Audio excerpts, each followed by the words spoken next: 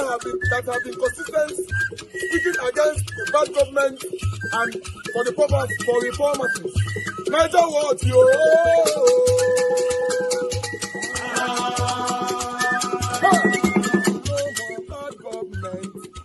No more bad government. Niger what? No more bad government. Niger what? No more bad government. The only media that have been speaking. No more bad government. The voice of the voiceless. No more bad government.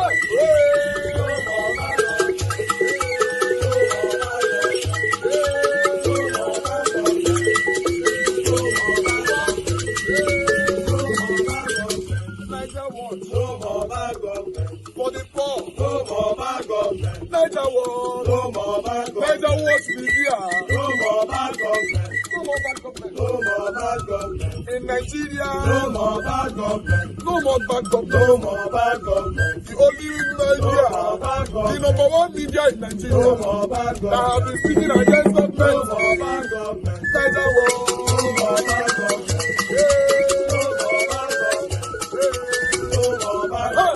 Niger what you? The voice of the voiceless. The voice of the voiceless.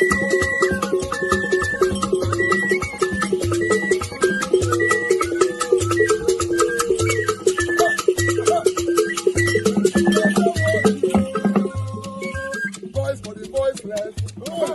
Voice for the voiceless. Niger what media? Voice for the voiceless. Niger watch media. The only media that have been speaking against bad government.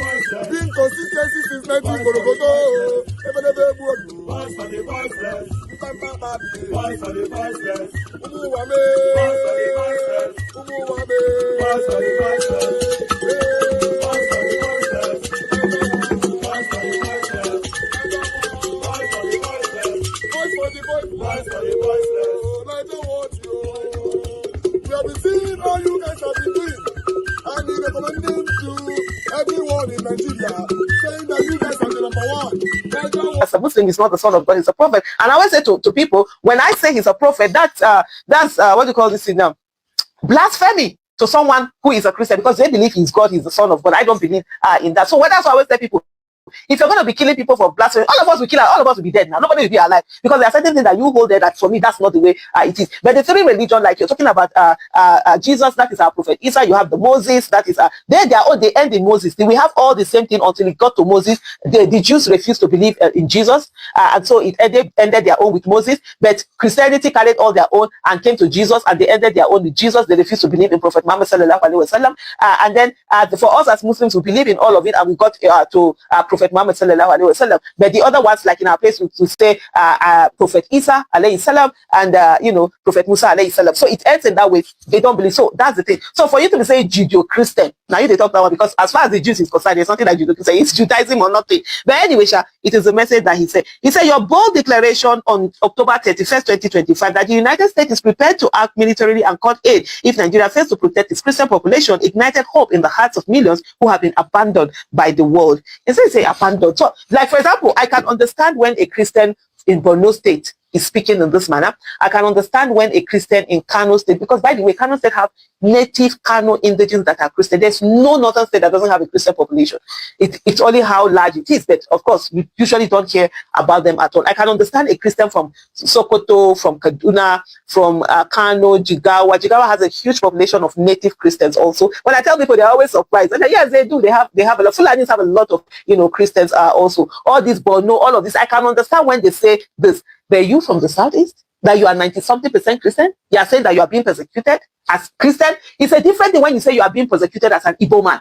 That one I can say, yes, Nigeria has not been fair to the Igbo man, most especially after the war again, and all the things that happen. But for you to say in Christian, in Igbo land, that you, as a Christian, that you are being marginalized for being a Christian in Igbo land, I'm gonna lie. Please. And I've had those who are Muslims, who are Igbo Muslims, who have talked about being persecuted also. Even those other people have come to, oh no, I said, no, you can't tell someone that what they're going through, they're not going through. So I don't get it when you from the southeast, the region that has the highest percentage of Christianity, if I'm not mistaken, is actually the southeast.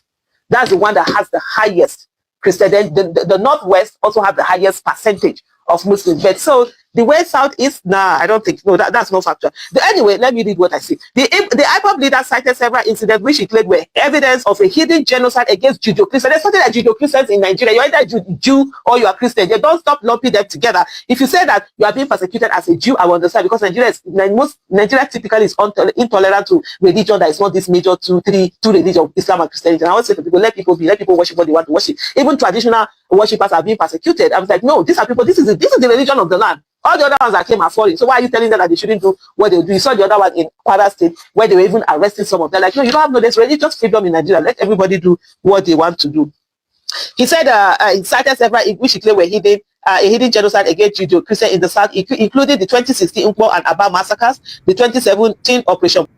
All right, guys. Thank you very much, my people, right there. Good morning, good afternoon, good evening to every one of you. Now, God and God bless you. Now, I have something to say quickly before we move on, because I have a lot to present for you guys today. We have a packed presentation for everyone. Let me say, recognize my mother first, mother of all Mommy Diaspora. Good evening to you, Mommy. Thank you very much for all that you do. I appreciate you always. Thanks for always being there for us. Thank you, Abu Azim, my brother. I appreciate you for all that you do. Thanks for always being there. Our Dream Nation, my brother. Thank you very much. I hope baby is fine. Good evening to every one of you right there. Kiss the Ogerahi, Oyintombra, right there with us. Kiss the Ogerahi. Thank you, Adewo. Ima, thank you, my wonderful people. Press on the like, help us to share. Back good, I can see you. Thank you. Good evening to you. Pacha Nofema, sister, I can see you right there. Prince Aka, I can see you. CEO in the building today.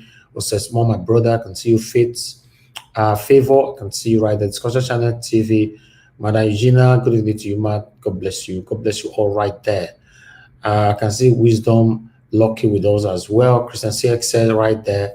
Thank you. Frank Uno in the building, been a while. Good to hear from you. James Osagi right there with us as well.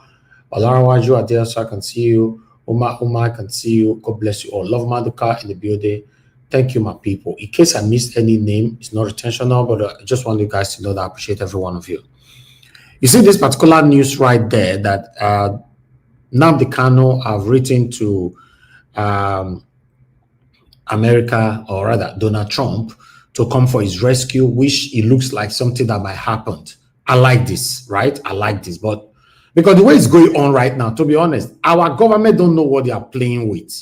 Yes, you guys remember when NSAS happens.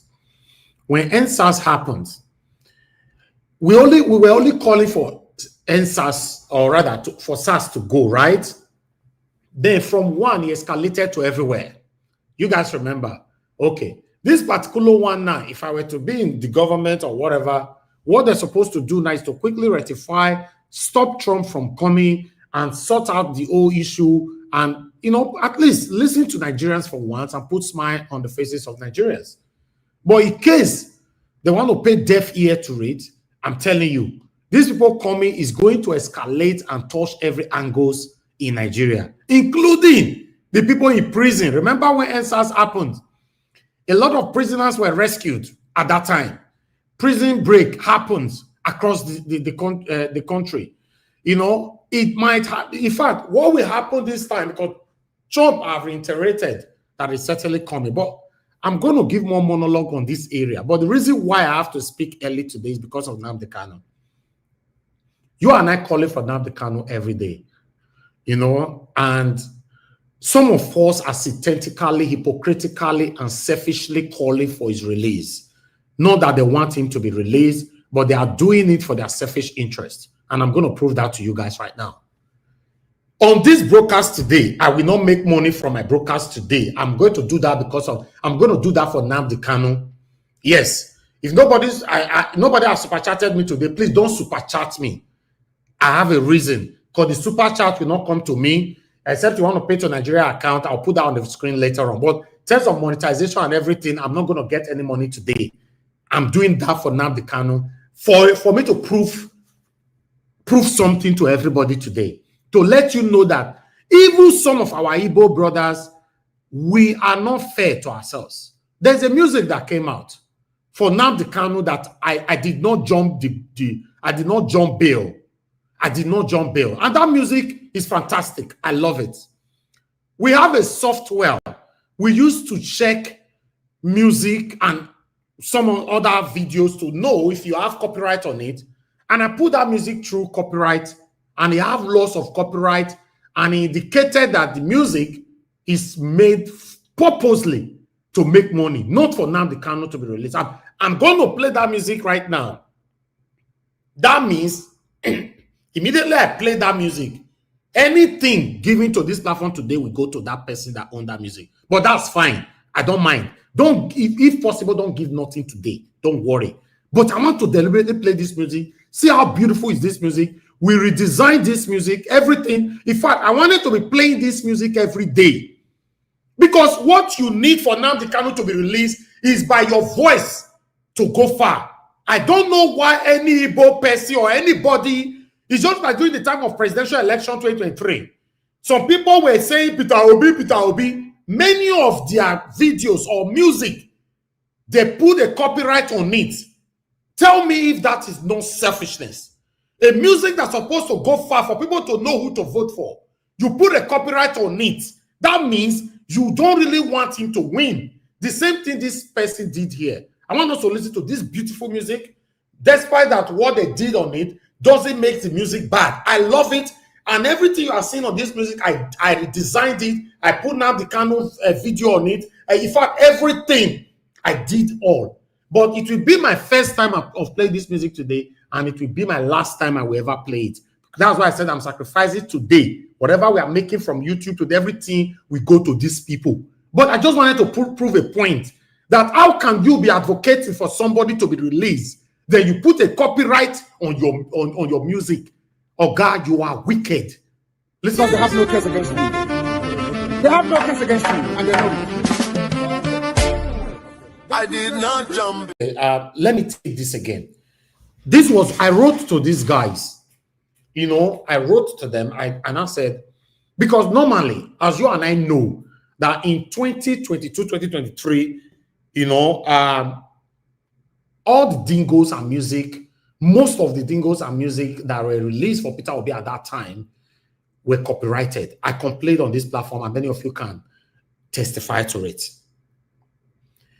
Now, on this one, I wrote this one to them this afternoon, or rather this morning. I said, hello guys, I just tried this wonderful audio on my channel, and I noticed you applied a copyright to it. My channel is one of the most consistent platforms advocating for Nnamdi Kanu's release. I thought it would be brilliant for me to play this song every other day to cement my calling for his release on my live broadcast. To be honest, if this music was organically and sincerely created for the freedom of Mazi Nnamdi Kanu, why apply copyright to it? How do you expect the message to go far if the copyright is there? Question. Come on, guys. Let's genuinely advocate for the release of this man without selfish interest. I will delete the music with immediate velocity. I still decided to play this music today, at least to send this message. Whatever you give to this platform today, any super chat you give or whatever, will not come to me. Yes, I might put out a Nigeria account later on if I remember on the screen. But at least, let me send this message for anybody out there. It's just like me now, for example, my people. I run my broadcast every blessed day. Then I'll put it. Do you know that I have the button to put a copyright on my live broadcast? Do you know how many people copy Naija Watch videos and rebroadcast it either on their own platform, every other platforms? Do you know how many of my videos is on YouTube? People copy, maybe Madarita is giving submission, or Gas CM giving submission, Mr. Jonathan, Black Panther. People copy and repost on their platform. So if I was to be putting a copyright on this for selfish reason, do you think our voices can go far? This is wrong in every ramification, any angle you want to look at it.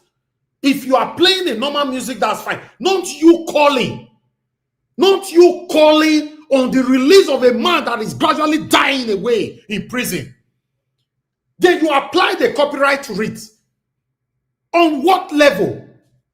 How? Unamata don't tire me for this country, to be honest. Are you guys aware that Nnamdi Kanu is gradually dying away? Is it because you see him shouting in court? Or you not think that this man is just acting movie? Are you deaf or blind Seeing the Nigerian government having a meeting with terrorists in Nigeria and they refuse to let this man go, the only way we can call their attention is that through music, through advocacy, through this verbal communication, and otherwise. Why must you apply a copyright to any kind of expression like this? It's very, very unfortunate. Very, very unfortunate. Okay, look now. Everybody that will play this, because the music is wonderful. Anybody that will play this music now, these guys will be collecting money from this person.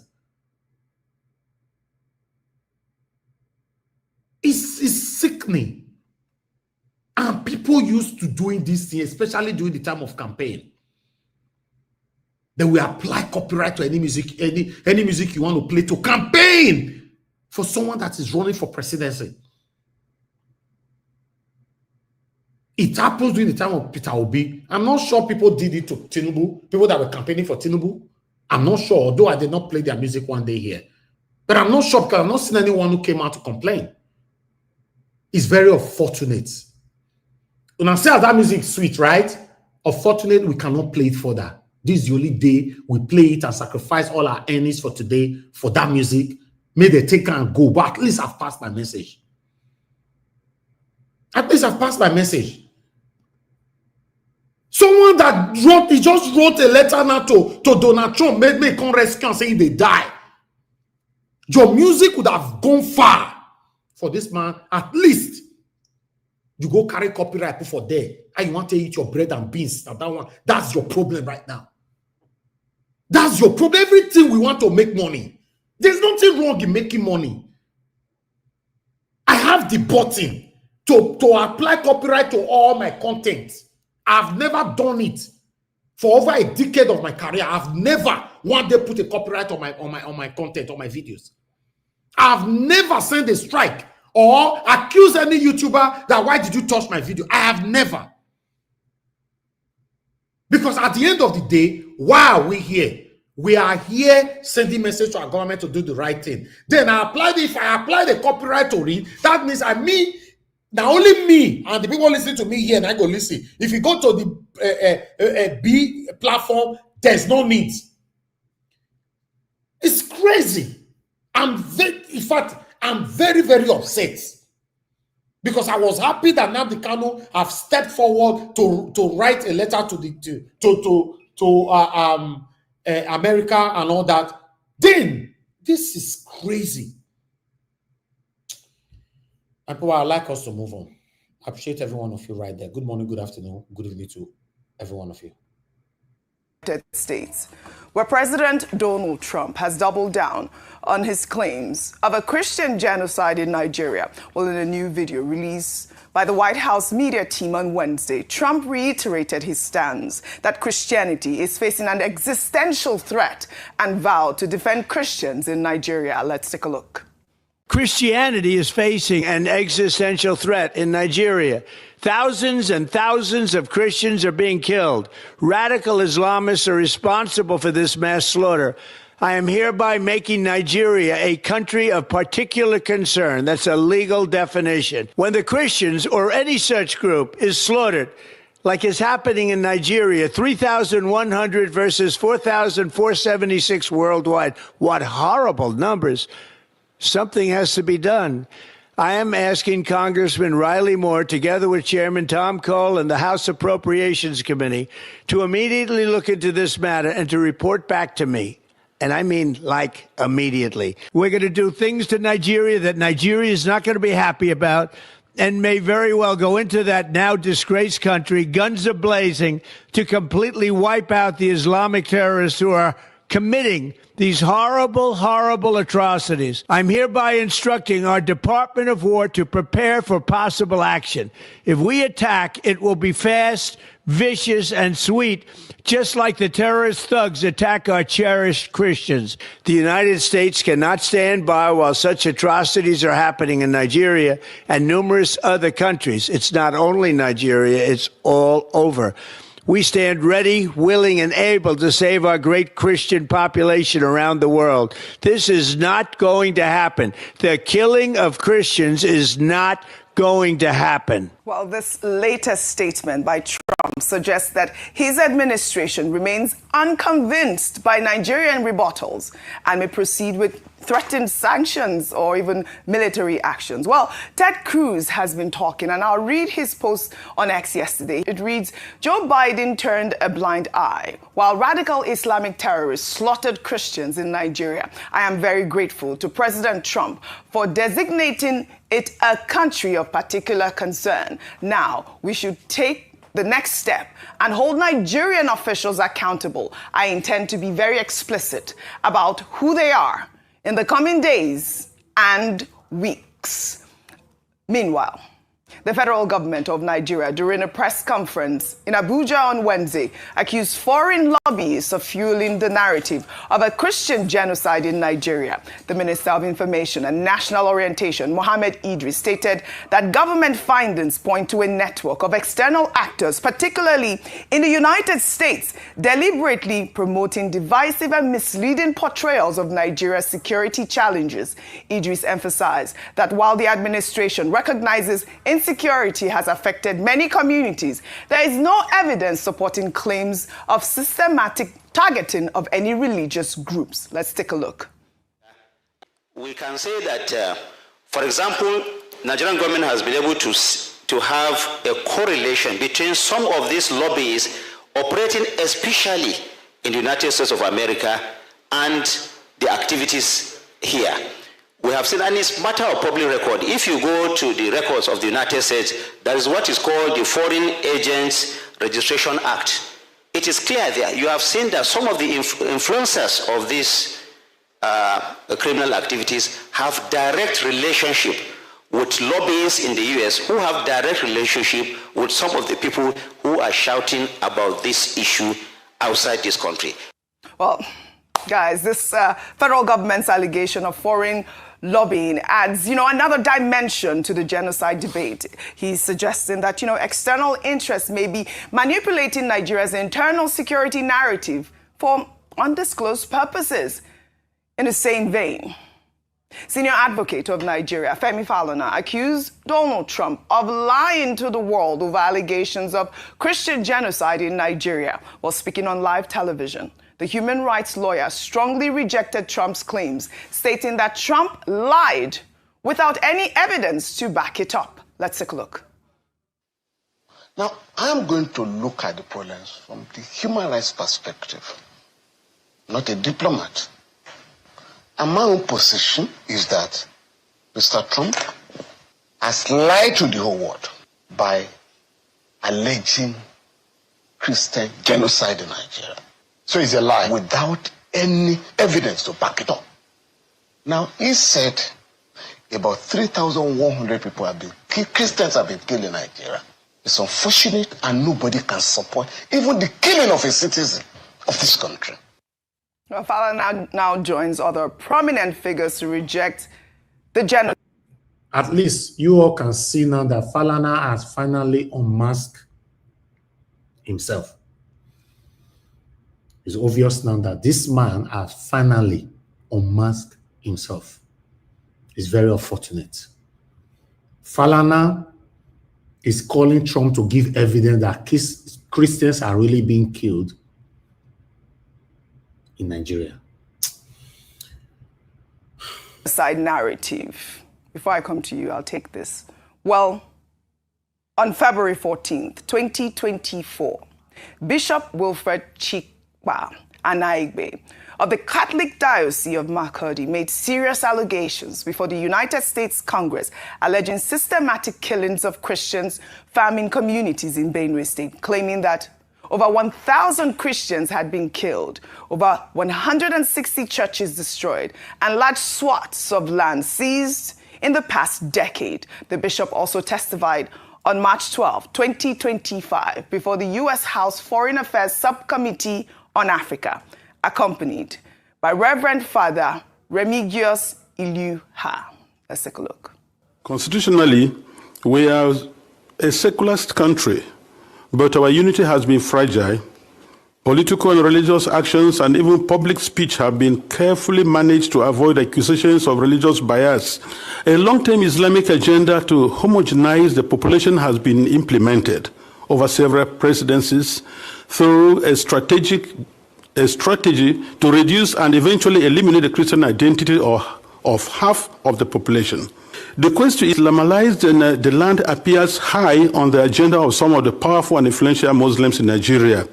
There is a campaign to take land to spread Islam, and there is the hemorrhaging of Christian farmers from the central region of Nigeria and Benue State, and Makurdi Diocese in particular, as they are forced to abandon fertile lands that used to feed the nation, which classify Benue as the food basket of the nation. Militant Fulani herdsmen are terrorists destroying society. They steal and vandalize, they kill and boast about it. They kidnap and rape, and they enjoy total impunity from the elected authorities. None of them have been arrested and brought to justice. This is supported by the corrupt system in which we operate and the abject poverty among us, which allow the criminals to easily attract more recruits and prey on more victims. At the end of 2024, several villages were warned by the attackers of the upcoming violence, and the leaders called the police for defense ahead of time. But they did not come, and the Christian massacres, almost customary, took place, killing hundreds in Plateau and Benue. The militant also burned down the 8 Catholic churches of St. Mary's Parish in the Diocese of Boko, which in Benue State, as well as the parish house, clinics, schools, and other houses.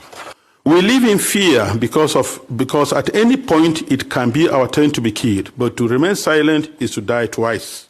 So, I have chosen to speak. I speak on behalf of the millions who are in the camps.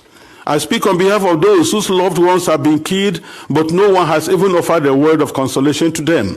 I speak on behalf of the thousands of young girls who have been adopted and raped because no one, not even the media, mentions them anymore. Foremost, I speak on behalf of my flock who are unable to worship freely and unable to return to their ancestral farms and homes because that land has been ruthlessly taken from them by the armed herdsmen. I request and I plead, I ask you to redesignate Nigeria as a country of particular concern.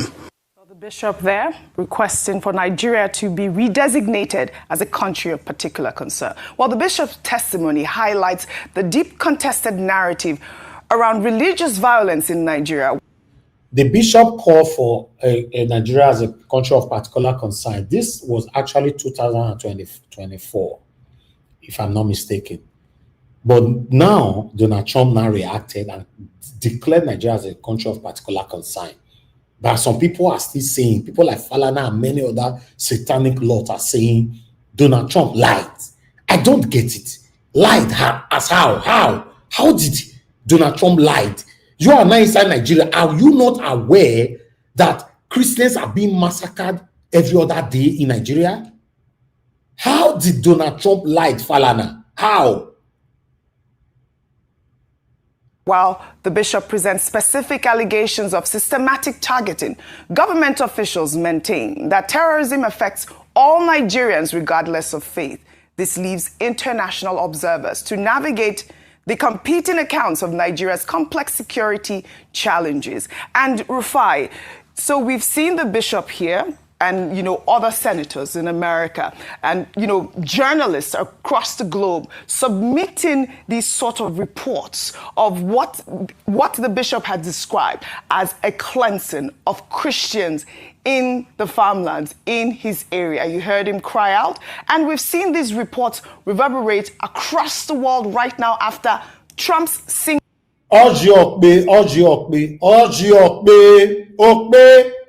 Where were Arise TV when this particular video were submitted, uploaded in 2024? Where Arise TV did that time? Where Channels TV did that time? Where TVC channel did that time?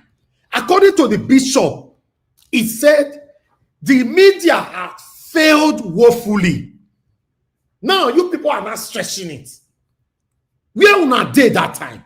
When was the last time our media outlets go to the scene where they massacre Christians and take record or their findings from there and bring it to the world? When was the last time that happened in Nigeria? See the way she's stretching it now, like, okay, we are doing our job. Where on a day that time? Singular tweet. Your thoughts. People have said, oh, Trump didn't have evidence. Trump doesn't have information. But we don't have the information that the U.S. Department of State has at this moment. Oji, God bless you for playing that tape. But you see, after playing that tape, I will still tell you that what that priest did report is still underreporting, because many of the cases are not reported. I read out a message about a vicar in Kaduna today, 600 million being asked. Many cases like that. But Oji, because I know the country I am from, I keep saying, let us stop the killings. Because the country I am from has now changed the conversation about Christians and Muslims, which is never the case. The point is, how will people commit crime and the state does not bring them down? And the state does not act as a deterrent from them to keep committing that crime. That's what I have a problem with. So that's why I campaign for stopping the killing. Because in the last 1 week, the conversation has shifted to which religion is being killed the most. And please, we should never fall into that confusion, because it's that kind of confusion the political actors want. In all of this, none of them have come out to say, these are the advised steps we are going to take to stop the killings. The conversation has been, call Trump a liar, pit religions against each other, make a case that others too are being killed. But does it stop the killing of people? No. It doesn't. No. So please, the charge for the Nigerian government today, and the charge for everybody, Christians and Muslims and Shakmono worshippers and Ifa worshippers, we should all be united. We are all Nigerians. All right.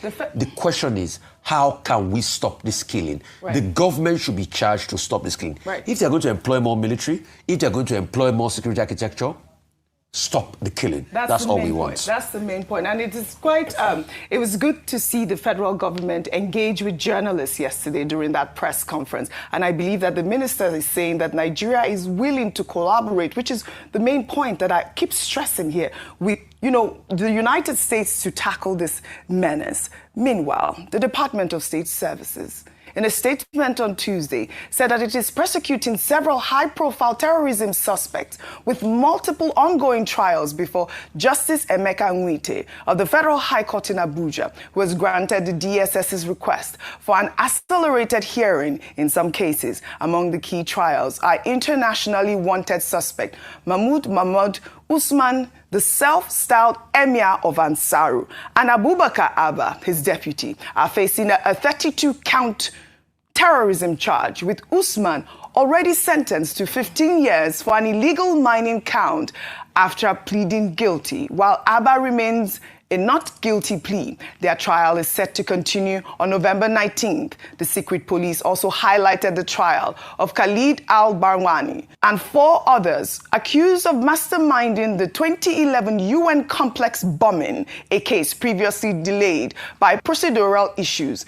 Additionally, 5 suspects involved in the June 2022 Orwa Catholic Church attack, in which over 40 people died, are standing trial on a 9-count charge and were denied bail by Justice Nwite due to the capital nature of the alleged offenses and strong evidence of their membership in the Al-Shabaab terrorist group. Lastly, the DSS stated that it filed 6 separate terrorism-related charges against 9 suspects, including 2 at large connected to the June 2025 Yelwata massacre in Benue State, while 2 others are being tried for alleged reprisal attacks. And I'll take a statement from the DSS chief.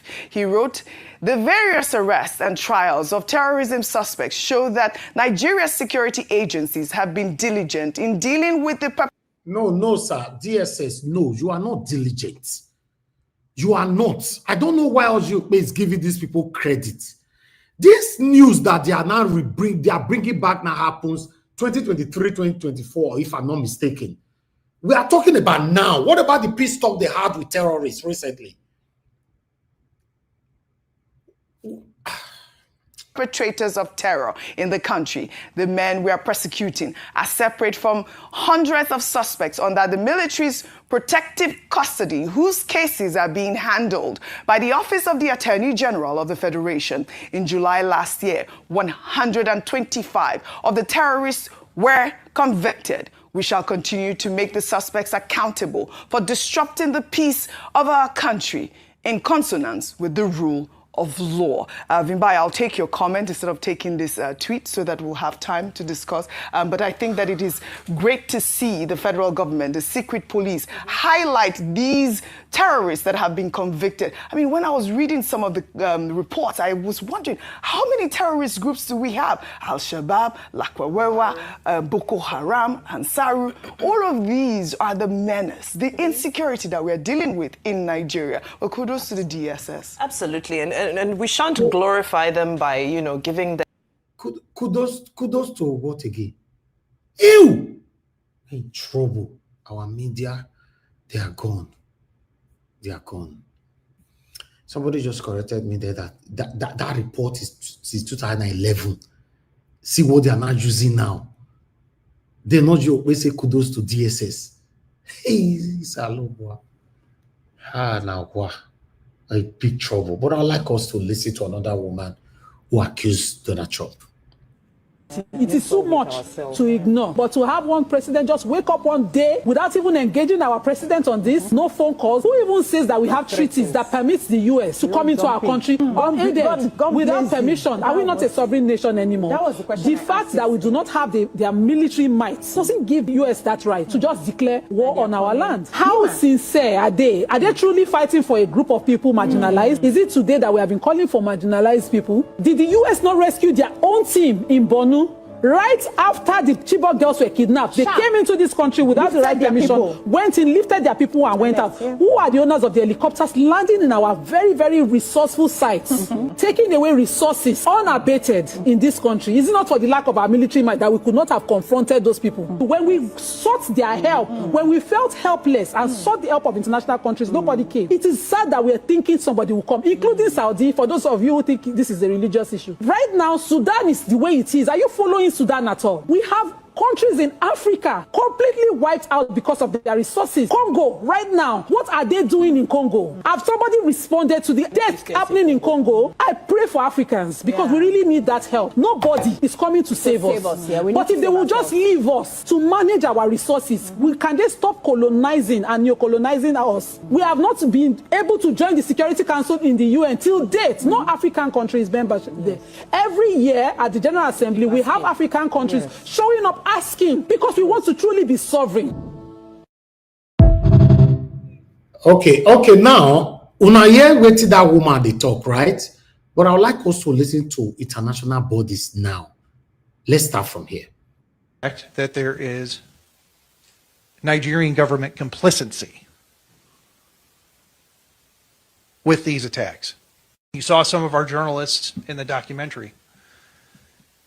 We wanted to be an organization that tells the truth about what's happening in Nigeria, hence truthnigeria.com. I want to just kind of let everybody know and help you understand how Nigerian news works. If a Nigerian government official does not call for a news conference, the event did not exist. So in order for the narrative to get to the mainstream media, get picked up by Al Jazeera, get picked up by CNN, everything else, it comes from a Nigerian government source. From the very beginning, they determine the narrative. The reporters regurgitate the government narrative. We decided to be a voice and try to help change that paradigm and created Truth Nigeria to document what is actually happening. How many of you guys know that there were 10 Christians killed in Kaduna just the other day? How many of you know that there were 30 Christians killed in Plateau just a week ago? How many of you know that besides the 280 Christians that were killed in Yellowwater on June 13th,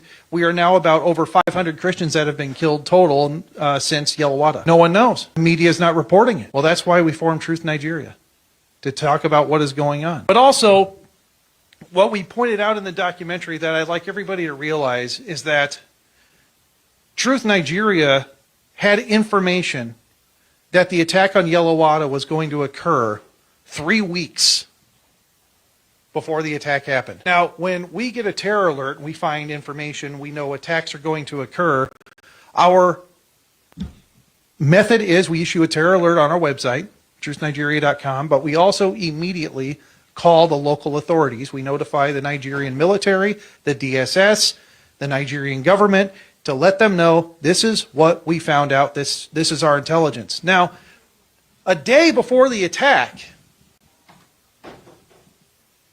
we got word that there's movement happening. They are mobilizing, and they are coming for Yellowwater. So the day before, our team notified the government, the local authorities, the army, the police, and said, hey, there's movement, they're coming, watch out. What happened? Absolutely nothing. The government stood by and did nothing with advance warning multiple times. In fact, there's a military fob with soldiers that was less than a kilometer away while the attacks were going on, shooting warning shots in the air, but did not engage the terrorists as people were being burned to death, hacked to death with machetes, and being slaughtered. These foreign terrorist organizations is we will treat you like we have treated Al-Qaeda. We will find you, we will map your networks, we will hunt you down, and we will kill you. We know exactly who these people are. We know what networks they work with, what foreign terrorist organizations they're a part of. We know where they're going, where they originated from, what they're carrying. And they know we know. So the Department of War is not going to degrade or just simply arrest. We're going to defeat and destroy. Christians in Nigeria has reached crisis levels with thousands of Christians being slaughtered. And US President Donald Trump is now instructing the Department of War for possible action. Joining me now is Bernard Tutunji, National Director of the Aid to the Church in Need, Australia and New Zealand. Bernard, it's horrific to see and hear the reports out of Nigeria. Can you shed some light on what's happening there? Yeah, thanks for the invitation, Rita. Nigeria is a country of 200 million people, basically half Christian, half Muslim. And for 15 or so years now, this sort of situation has gone on. We've got a story from June this year. 200 Christians who had been displaced already were sleeping in a church. They were locked in that church while they slept. The church was set ablaze, and those who tried to escape were either massacred or shot or macheted as they left. So there's a real situation for people. These are not uncommon stories, but then you've got situations of just discrimination, can't get a job, can't get into politics, can't buy land for the Christian churches. So this is not a situation that's new. It's been going on, and I think maybe the world's starting to sit up and have a look. Well, some of the footage coming out of that country is just horrific. We can't even play it. I can't even describe some of it. Yeah. It is that shocking. And President Donald Trump has announced the US will immediately stop all aid and assistance to Nigeria if its government continues to allow the killing of Christians. Christianity is facing an existential threat in Nigeria. We stand ready, willing, and able to save our great Christian population around the world. This is not going to happen. The killing of Christians is not going to happen. That was the president earlier today, and overnight the New York Times reported that the military has started drawing up some plans to quell the violence. It's a very difficult situation because airstrikes are possibly not feasible. What is the best help that the United States can provide in this current situation? I have to say that I think even President Trump coming out and saying something has already been immensely helpful, because people are speaking about it, they're hearing about it, they're debating the question, what's going on there. And, you know, we hope for just leaders who do good things, and I think it's good that someone's coming out and just saying something who's got a very large microphone to straight up. That's a benefit. Whether or not we go in is a whole other question, but this is moving things in a good direction. And you said the population there is almost 50-50 Christian, Muslim. Why are the Christians so persecuted? Why don't they have the protection, the power? How are they being not only discriminated against, but in some cases slaughtered? Yeah, it's a good question. This is not like Pakistan, where you've got a tiny minority of Christians. It's half-half. Until 2023, only 2 years ago, politicians ran on a Christian-Muslim ticket. 2023, there was a Muslim ticket that went up. So we've got basically all areas of political and military governance is now governed by Muslims. We have Sharia law in 12 of 36 states from the year 2000. So it's starting to feel to the Christians like, well, this isn't really, we're not really welcome in our home. At the worst level, you've got these sort of massacres. At the general day-to-day level, you've got really, are we welcome here to get a job? Christian children, women have to wear the hijab right through their female schooling. Christian catechists can't be in school. Islamic catechists can. So there's not an equality of person. And the Nigerians are feeling that. Oh, absolutely. Now, international watchdog group Open Doors has reported nearly 70% of Christians killed for their faith last year were in Nigeria. Groups like Boko Haram, Islamic State and West Africa Province and Fulani militants are blamed for most of these attacks, targeting Christians, often farmers.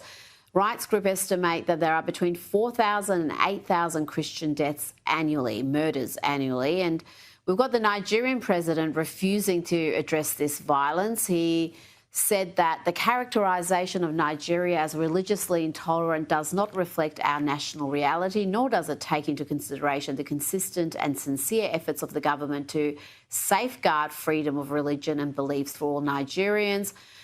What's your response to that? Because there has been so many world leaders really declining to tackle this issue. We've got Donald Trump now coming forward and putting it on the agenda. But where has the UN been? Where has the Pope been? Where has been the international attention on this issue? No one seems to want to put their finger in it. For whatever reason, it's very complex. It's not just simply Christians and Muslims. There's a whole raft of things. But you're talking now 60 to 100,000 people that have died in the last decade. That's not just farmers fighting over land. There's something deeper there. I mean, the president came out. He said what he said. It's a political response. They do have religious protections in their constitution, but it's not the experience on the ground. So you can say what you want, but the Christians are standing in the graves of their loved ones, begging for help, and no one's really listening. So I think the president really needs to listen to his people. And really, I mean, there's not an election for 2 years, but there needs to be a bit more of a recurrence to the Christians, an allowance for the Christians to live their life. Otherwise, they're really going to feel like they've got nowhere to go, which is really how they feel now. And we've seen that experience in... That Sharia is on our neck, and that is in the public space. 12 core northern states Sharia run. Now, can I ask you as I begin to close, which country in the world do you see two laws side by side running the country? Tell me any country in the world. The northern part is in penal code. The southern is ruled by criminal code. Two laws. And the only reason they have not pronounced Nigeria a Sharia nation, just one reason. They have not fully captured Southwest. And you have heard in the last few days, the Sharia fire in Southwest. Backed up from the Sultanate. An agenda is going on to Islamize this country. And it's not a hidden fact. To the outside world, Nigeria is a Muslim nation. Nigerian constitution is a Muslim constitution. Telling ourselves the truth, except we want to be to sleep. Please, I want it written down that God sent one of you to tell the truth. Whether we are going to be able to do it or not is left for us.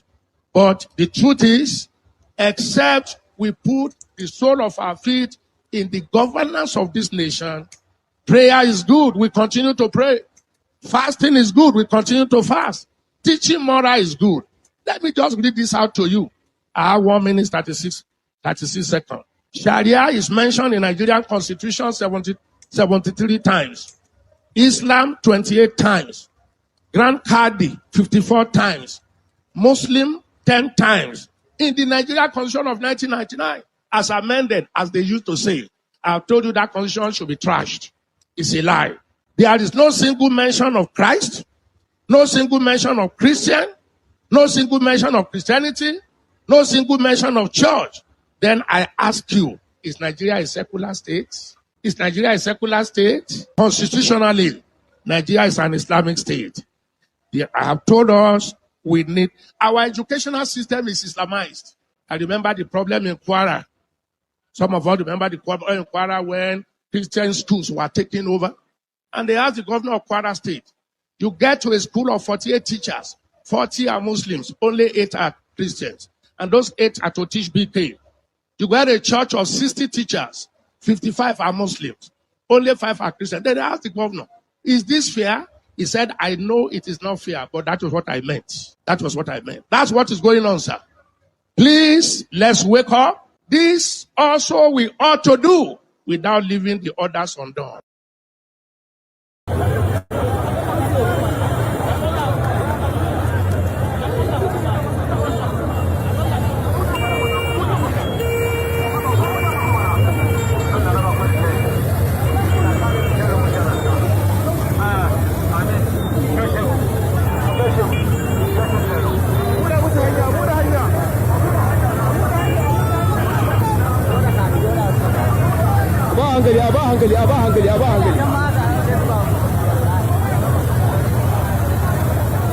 yawa ku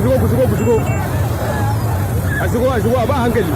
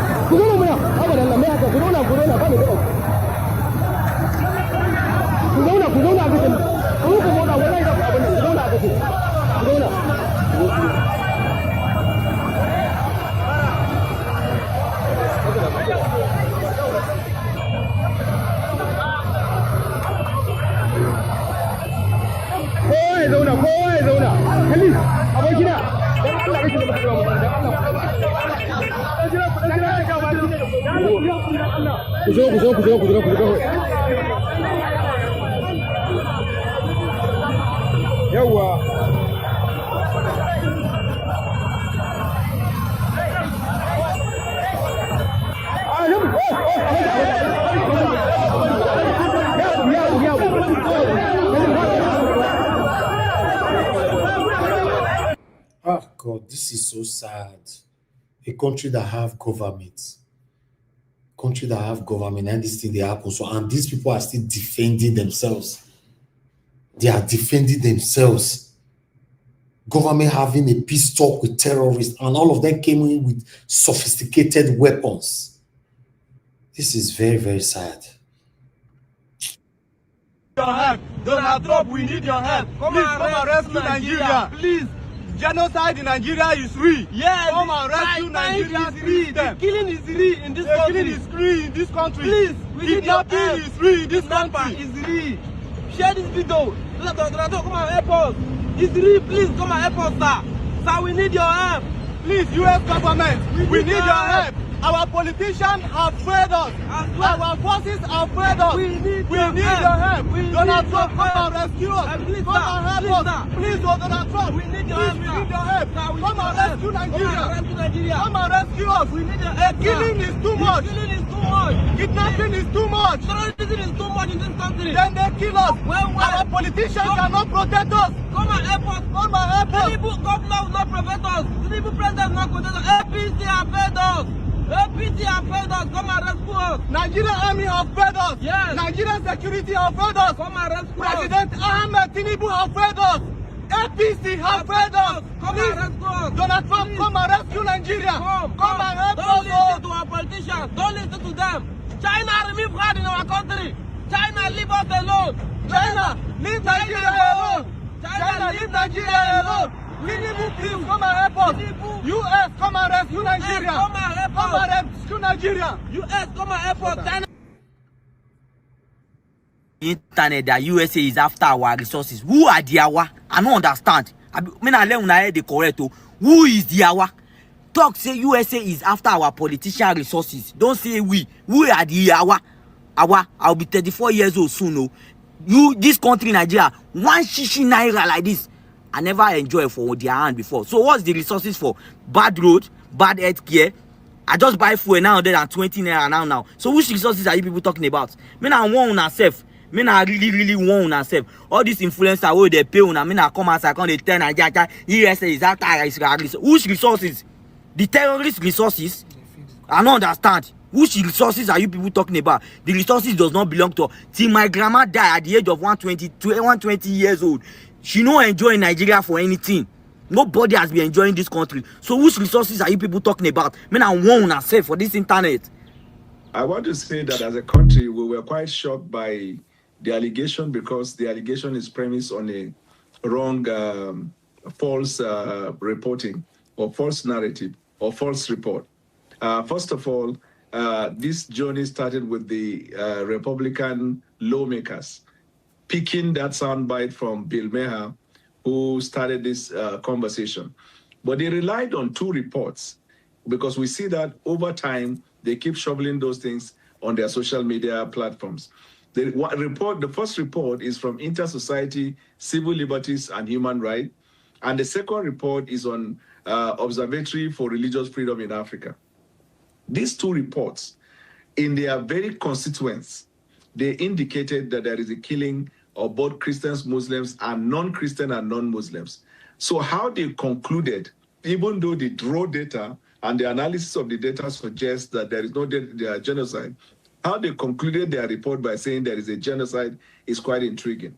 But there was an investigative report Mr. that was Bola, conducted in Nigeria. question. So you're disputing the use of the word genocide, but do you agree with the Christian Association of Nigeria, who have been speaking to the persecution of Christians in Nigeria? In fact, in a recent statement, they said they're calling on the government and security agencies to take urgent measures to end the killings and safeguard vulnerable Christian communities. That's a different group altogether, and they have the same message. I will put it this way.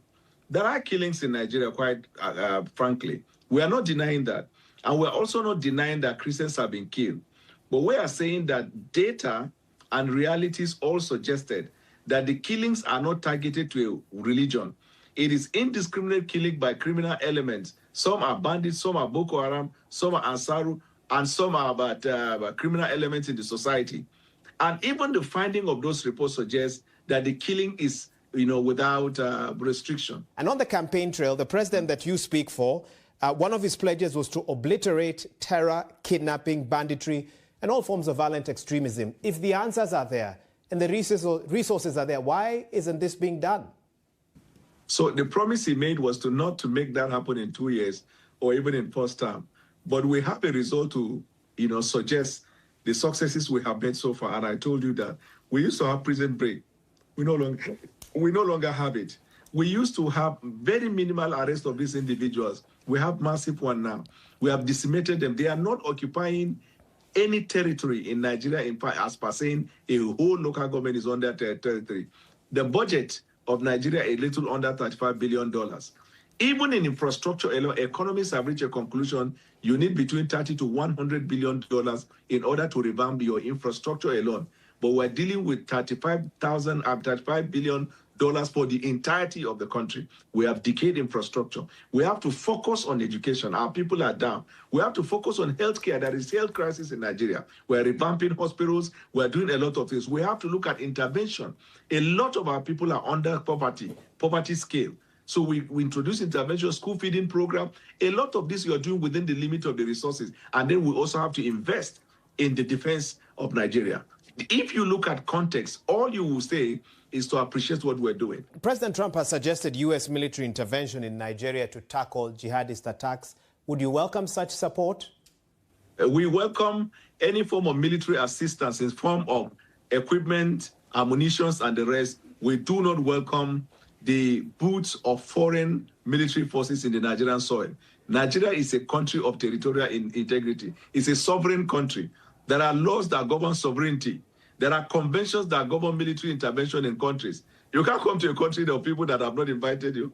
And even the application of the relevant laws in the United States that gives the U.S. government the power to intervene in countries all over the world where the national security of America is threatened, that same provision of that law relates to dealing with countries that are hostile to America. Nigeria is a partner, it's not a hostile country. Daniel Bwala there, an advisor to Nigeria's president. We stay with this topic. Pantophobia is experienced by all Progressives Congress and Asiwaju. That's why you see them doing that. Can Nigerian people, for the life of me, honestly ask themselves and answer that we are prepared to have a president that will appear in the United Nations. And when he stands to address, he will say, the fellow citizens of the world, here we are in the United Nations, different from Bala Blue, Blue, and blah, blah. Or that he will say he brings electricity from America and converted it into yam and beans. Or he will say he will turn 50 million people into Agbado. And you see, if you look at the candidates running for the office, for the serious-minded Nigerians, it is quite evident.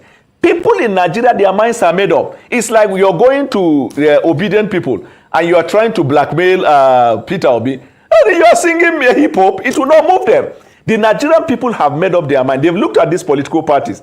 APC is on the extreme, playing religious politics. Labour on the extreme, playing religious politics and all kinds of things. PDP is the only party that has national strength with a common Nayeram playing religious politics. I go carry this video come because we get everything for our archive here. Nayeram, APC is playing religious politics. Tinubu is Bala Blue Bulu Babalaba. That now the same person when you talk for BBC Africa. Now they talk so this will not be AI.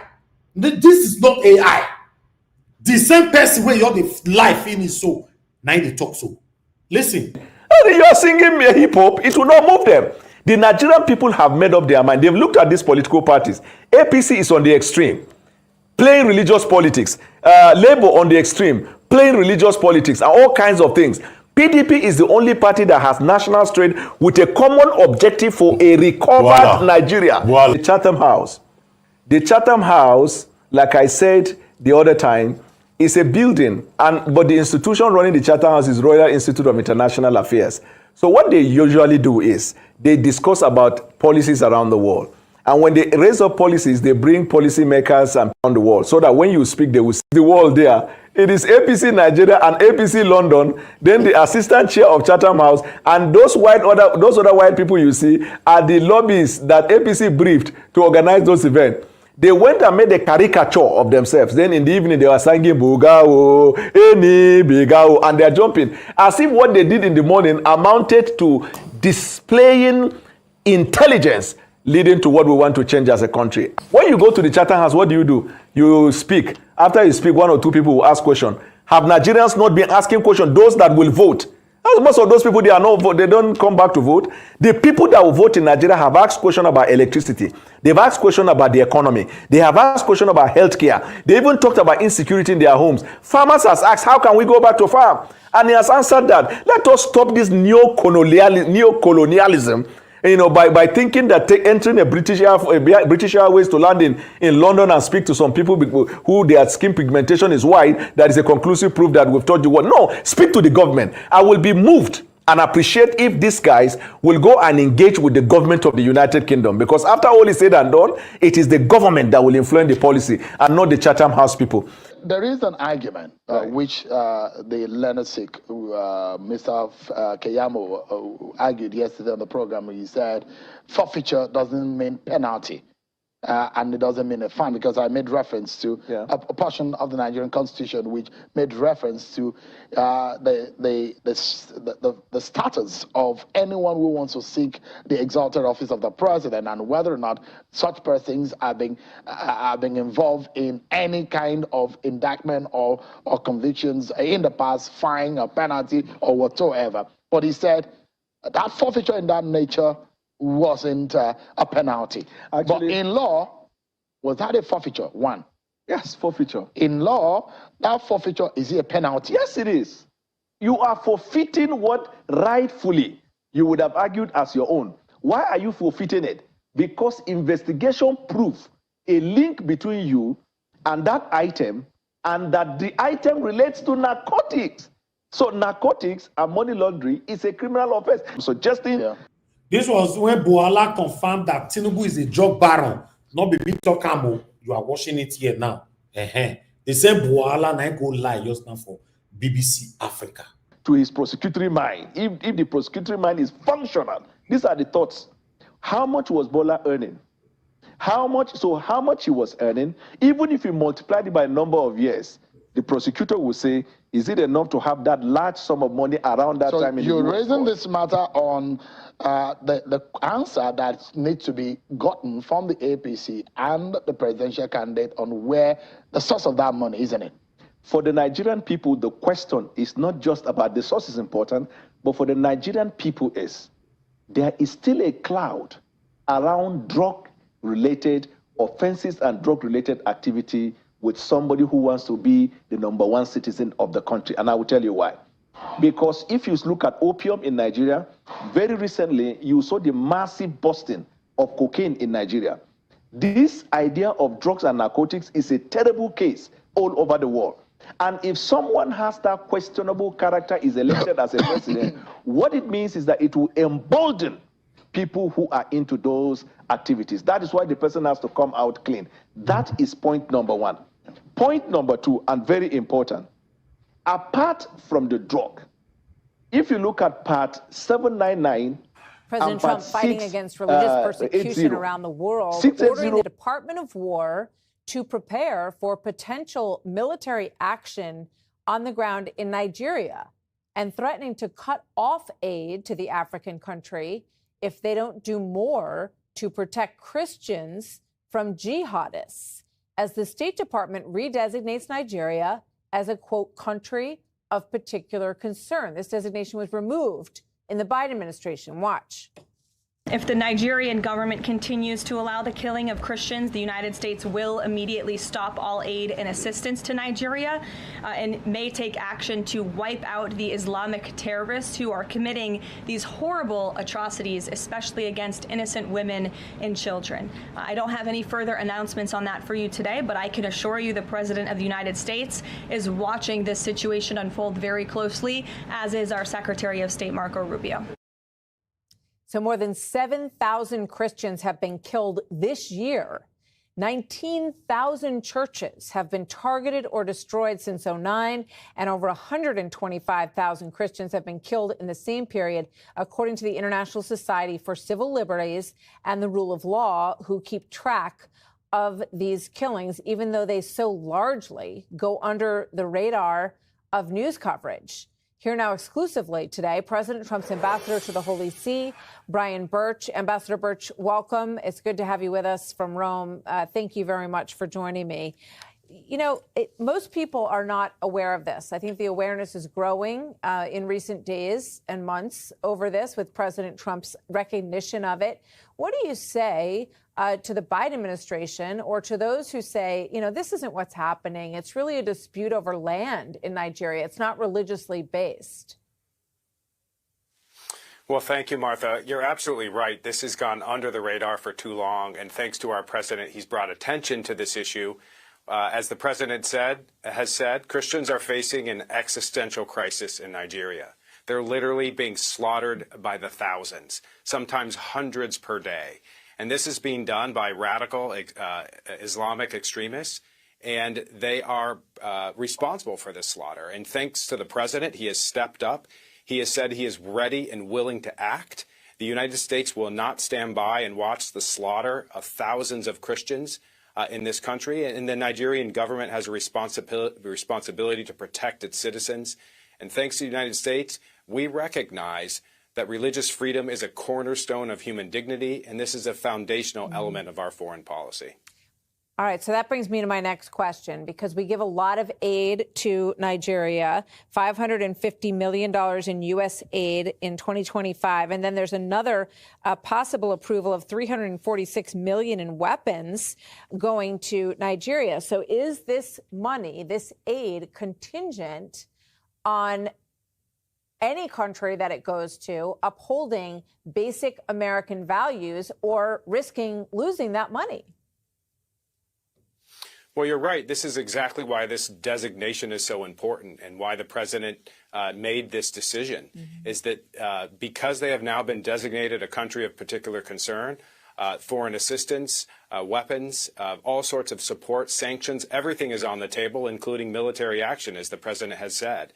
But this is not an effort to try to isolate or threaten the Nigerian regime. This is an effort to call them to their responsibility that they have to their citizens, to protect people of faith, to protect religious minorities. This includes Muslims, by the way. There are peaceful Muslims in this country as well. But these Islamic extremists are weaponizing religion to justify terror, and it needs to stop right now. So what is Pope Leo's take on this with regard to President Trump saying that he would consider military action against these groups that are killing Christians? Well, the Pope spoke out this summer, specifically when there was a large massacre where several hundred were killed in a single day. He called for prayers. He prayed for them. And when the Pope speaks, as you know, the world listens. And that compassion means something. I think the Vatican has sought to kind of reduce tensions here, to try to turn down the temperature. They have pointed out that this has multiple causes. There's economic, there's fights over land, there's corruption. But there is no mistaking that Christians are being targeted because of their beliefs. And the Vatican cares deeply about religious freedom as well. There's not a meeting that I am in where the question of religious freedom is not raised here in Rome. Whether it's in the Middle East, whether it's in Europe, Central, South America, this is a very significant issue for the Vatican and the United States. Well, you have a very interesting position as ambassador to the Holy See and the first American Pope in Rome. So we hope to hear a lot more from you. Ambassador Birch, thank you. You cannot take control of this disaster going on in your country. If you cannot eradicate this madness that's been going on for 16 years, we are going to come in and take out these terrorists ourselves. Was automatically turned to, we are going to invade your country. You see how the media runs narrative. A lot of bunch of headless chickens, a lot of people pushing this conspiracy theory are people living in their safe haven. Some of them live in the West, live in England, live in America, live in Canada, live in Australia. But the thing is, America wants to come and invade Nigeria. America invaded Libya. America invaded Afghanistan. America invaded Iraq. America invaded Syria. Those countries are countries with the same mindset. They don't want the West. So no matter what America, they were trying to save you, they will still go back to what they were doing before. They didn't tell you America also invaded Austria, Hungary. They didn't tell you America played it, even Germany. They didn't tell you America played a key role in Poland. Ireland. They didn't tell you America played a key role even in rebuilding of Vietnam. They didn't tell you America played a key role in China, even recovering themselves. They didn't also tell you America played a key role in Korea, even in Japan. They did not tell you that. They didn't tell you. They didn't also tell you that America they've been sending money, supporting groups. A lot of Americans are in Nigeria, all the IDP camps. They are eating, they are surviving, Medicare and everything is from America taxpayers' money. They didn't tell you. They will tell you, oh, America wants to do this, America wants to do that. Headless chickens. And it's a very big problem. The media, look at yesterday, the BBC of all people have just been caught. The twisted narrative of a story to run an idea, an agenda. And what happened? We ran away with it. So you need to read in between the lines. I will come and take out these terrorists ourselves. These terrorists are taking your resources. Northern Nigeria, the pandemic, the cancer that started from Northern Nigeria in 2009 have now spread all part of Nigeria. Kidnapping is now a big business. It used to be kidnapping for money. Your person will come out. Now, you will pay and your person might not even come out. Now, it's organ business. And your government is sweeping everything under the carpet. I want you to follow this website. Go through this website. Make sure you're updating yourself on this website. This is the only website I've seen in Nigeria that a lot of news there, they are not hiding nothing. TruthNigeria.org. Headless chicken. To Nigeria, they say you be headless chicken, no, not be me talking. Because you were the one defending this rubbish. America is coming to invade Nigeria. America is coming. They don't tell you, list the names of other countries that are doing well today that America invaded and helped to become a better country. You know, so headless chicken. To Nigeria, not be call you. They say you are headless chicken. So where you did now, come and defend yourself. Because before they cut the remaining head come out. Madam Origin, thank you very much for calling in. Good evening to you. Please talk to us. Hello, Mr. Niger Watch. Yes, ma'am. Good evening to you once again. Talk to us, ma'am. Thank you. Thank you. Please, I will need the 30 seconds. Please, everyone, all well-meaning Nigerians. I can see almost 330 something people here watching. Please hit the like button. Hit the like button. This is the best or the least you can do for your people inside Nigeria so that people can be educated, people can be enlightened. Because I said this, I greet you, Mommy Diaspora. I'll never forget to greet you, wonderful woman, coming here every day to support, to be human. You are human. That's why you're here. Some people, to be honest, are not human because there is a criteria. What qualifies you to be a human? You have to meet that criteria.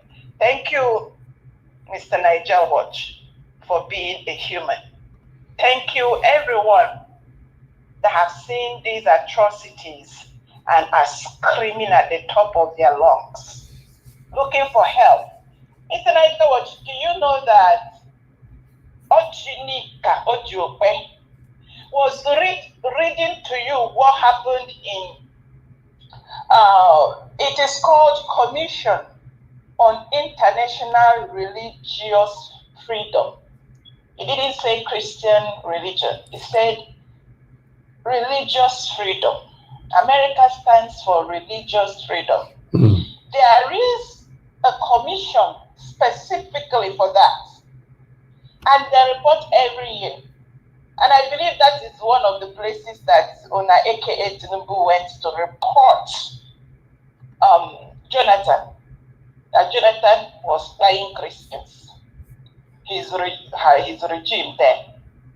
This is every year. The last one I watched was in March the 13th, 2025. For the Nigeria one, it said here it's a congressional hearing on conflict and persecution in Nigeria. That was the title of the one they held for Nigeria, March 13, 2025. And all the atrocities of Nigeria. This thing is documented. There are, you see all these international media. They say they can't watch. These things are presented to them. They see it. The only people that don't know and don't see are the Nigerian media. That don't know what is going on in their country. It's Nigerian media. And let me tell you how Nigeria has been able to escape. Because you see how much America, this USAID that they are accusing, because that's what they do. They blackmail you for your good intentions. America gives you what they call aid to nations. And Nigeria is receiving an astronomical amount of money.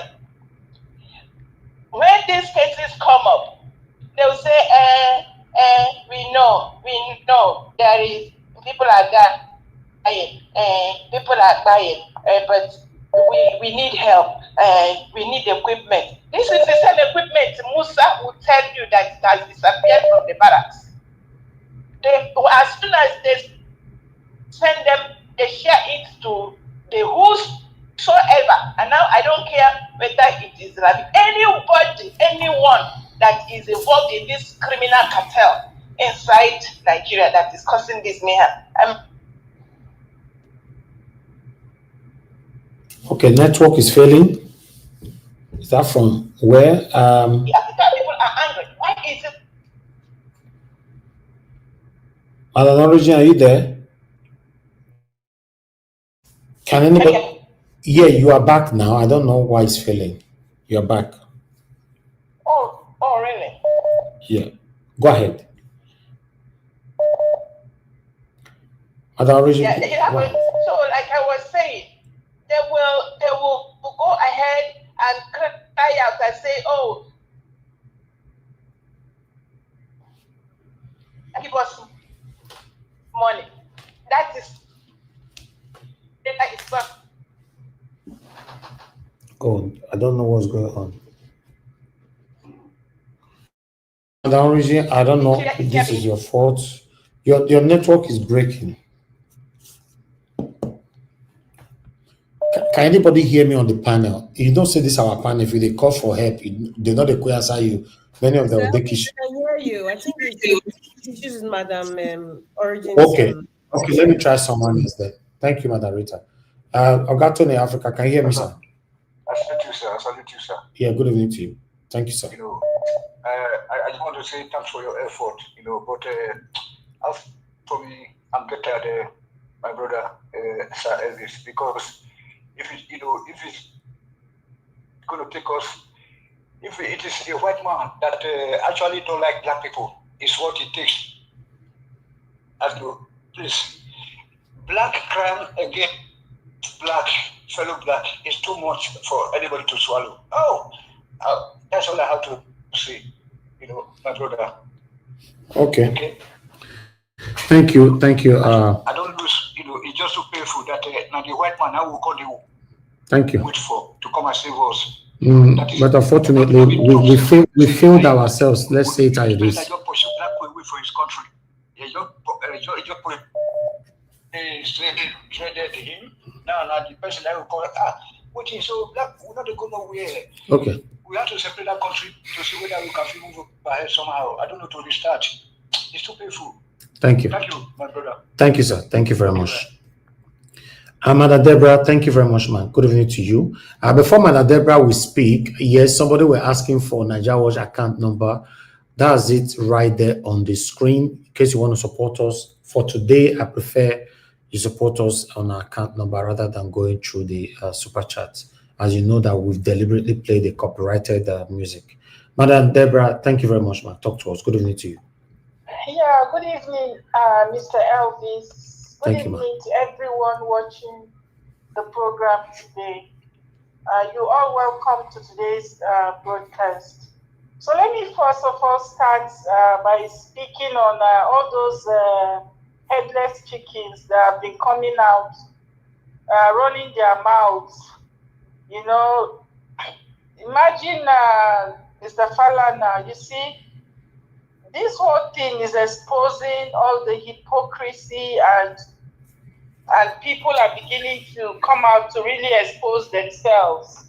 You see, he's coming out now to question why Donald Trump want to that what they said is false. But the question is, where has he been all along?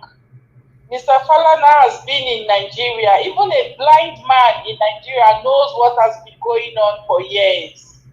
And I can't recall seeing him coming out to speak against what has been going on, the massacre that's been going on in Benue, that's been going on in Jos, that's been going on in Kaduna. Mr. Falana has not come out to speak against it. So he's not aware of what is going on in Nigeria. It's just a shame that this kind of people that we think have integrity, you see now they are all exposing themselves, that they are all part of the problem. They are all benefiting from what is going on in Nigeria. If you look at most of the people who are coming out to condemn what is being said, they are, for me, I see anybody who criticizes what is being said, a lot of them are on the side of the terrorists. That's my own take. Except if that person has been speaking out before. But anybody who wants to be honest, that knows what has been going on in Nigeria for years, will support anything that would deal with the situation. But you see, all of them that are coming out to criticize, to say, oh, they are coming for our natural resources, they are this, they are that, they are all part of the problem. They are all on the side of the terrorists. They are all benefiting from what is happening.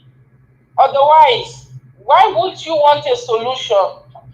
Just like that Sea King said, they are saying, oh, our resources, of what benefit has those resources been to Nigeria?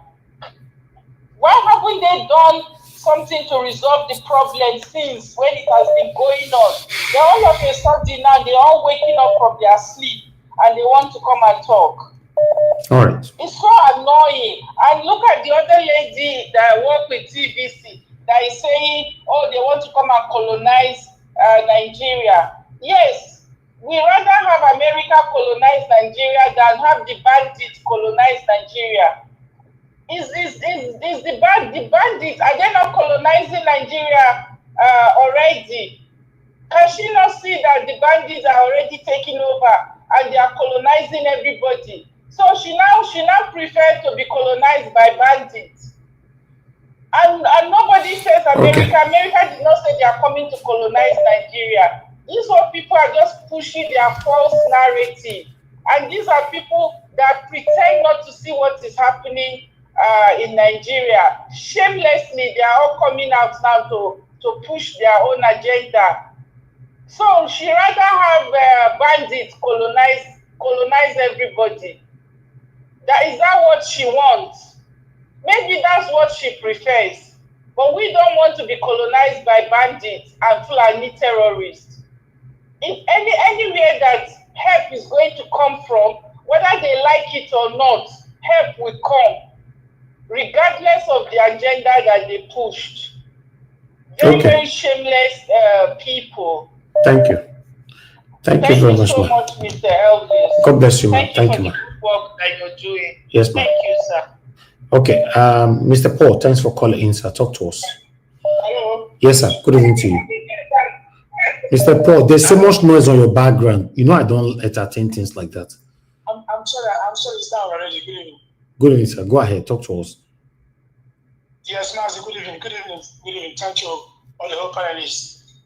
Please, I don't have much to say, but I'm only saying that may the God Almighty, may God of Nigerians, may God of those who have been killing since 5 years, may the God Almighty be glorified for what is happening.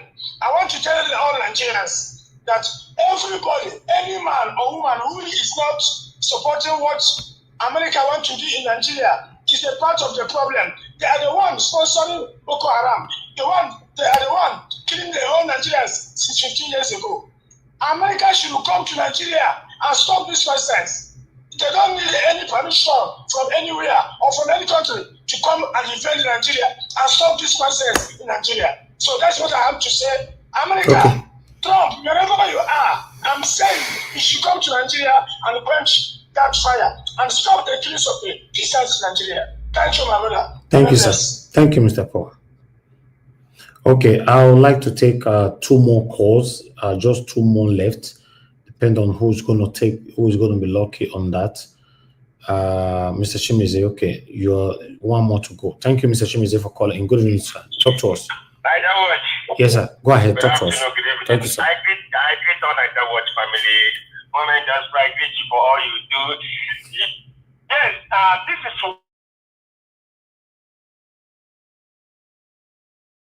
like you see since Obama regime, that's when this is stopped. Because they can't be killing as a Christian all over the country. Then I don't know why Christians always keep quiet when the Muslims are killing Christians. Because when you look at all this while since 2009 Nigeria, it's only the Christians that won, in other hand, killing the Muslims. But war have already just begun. But because of the Christians, nobody want to talk. Look at Fulano. Look at an elderly state man as a lawyer. He just saying something like, I was so annoyed today when he was saying, oh, there is no evidence, there's no that. Why would you say something like that? Is it because these things haven't touched you? Can you see the numbers? Is it 130,000 naira or 130,000 or 130,000 dollars? This is human being. This is human being.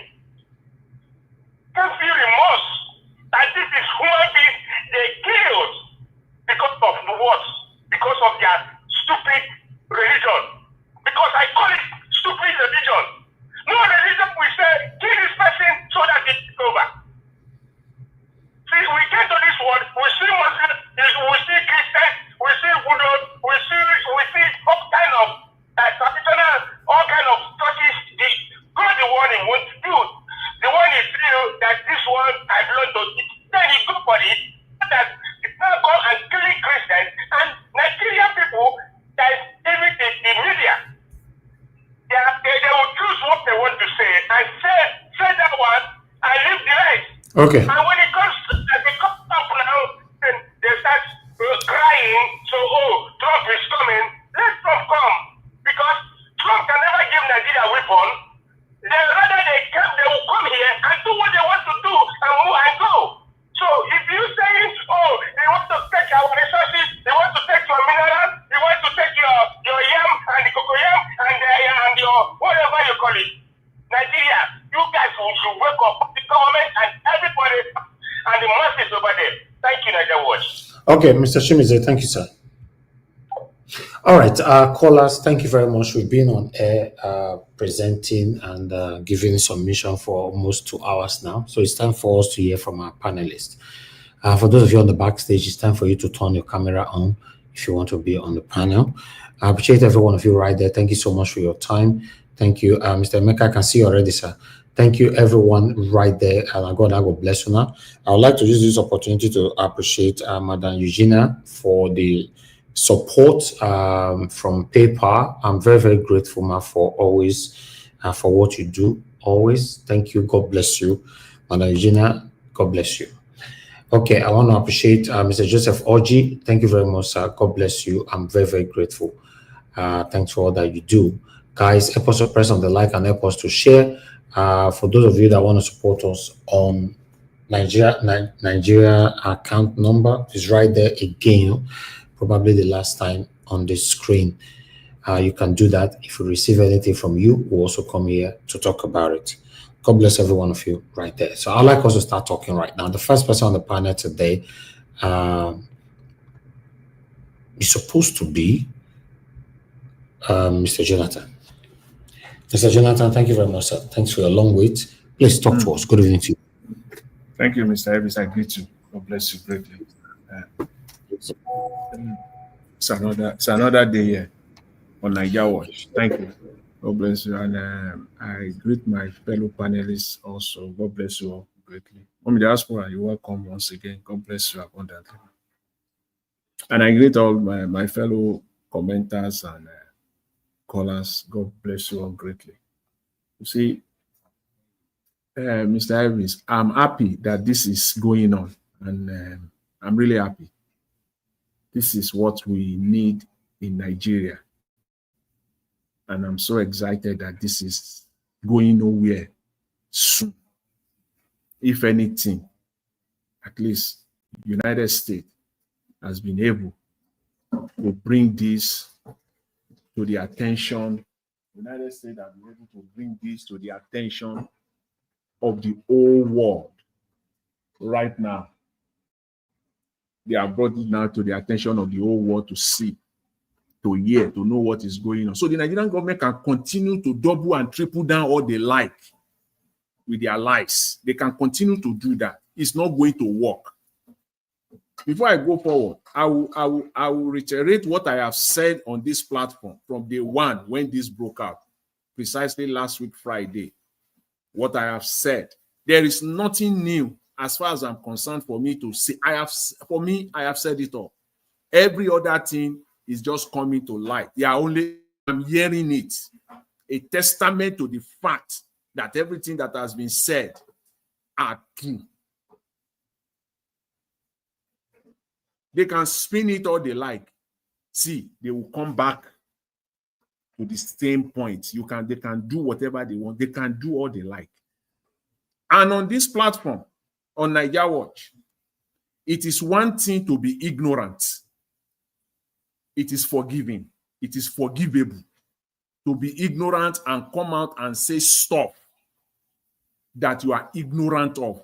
It is forgivable. What is unforgivable is to come out deliberately, intentionally, to come and misrepresent, to come and lie, knowing fully well what you are doing. That is what, for me, as I'm going to speak for myself, I will not ask on this platform that I, come to regularly. I'm not going to. I'm not going to accept that. Whether people on the giving their submission or even a caller or anything, I will have to jump in. I don't think on this very matter, on this one that concerns Nigeria, that concerns every one of us, because all of us we say we love Nigeria. If you love Nigeria, you cannot. I said it, you cannot deliberately, intentionally throwing out stuff, gaslighting, misleading, misrepresenting facts, literally lying is unforgivable. If you are ignorant, and we can see from your submission that you are simply ignorant, well, we can, that for me, that to a large extent could be acceptable. Yeah, just yesterday, we talk about China. Some people are saying that, oh, China, have a role to play. China has got no role to play. People who are talking, that's another lie. Some people spoke out of ignorance. Okay, fine, that is okay. But people who want to come here and push China is not even in the mix at all. As my sister will always say, just let them enter house on this very one. China. Let them just stay where they are, not on this very one. If there is any beneficiary from the chaos, from the terrorism, the crime of Nigerians, the principal beneficiary as we speak today is China. And they want the status quo to remain. If China is so good, and you people who don't know nothing, ignoramus, I will call you. Please, if you don't know anything about something, it's better to keep your mouth shut.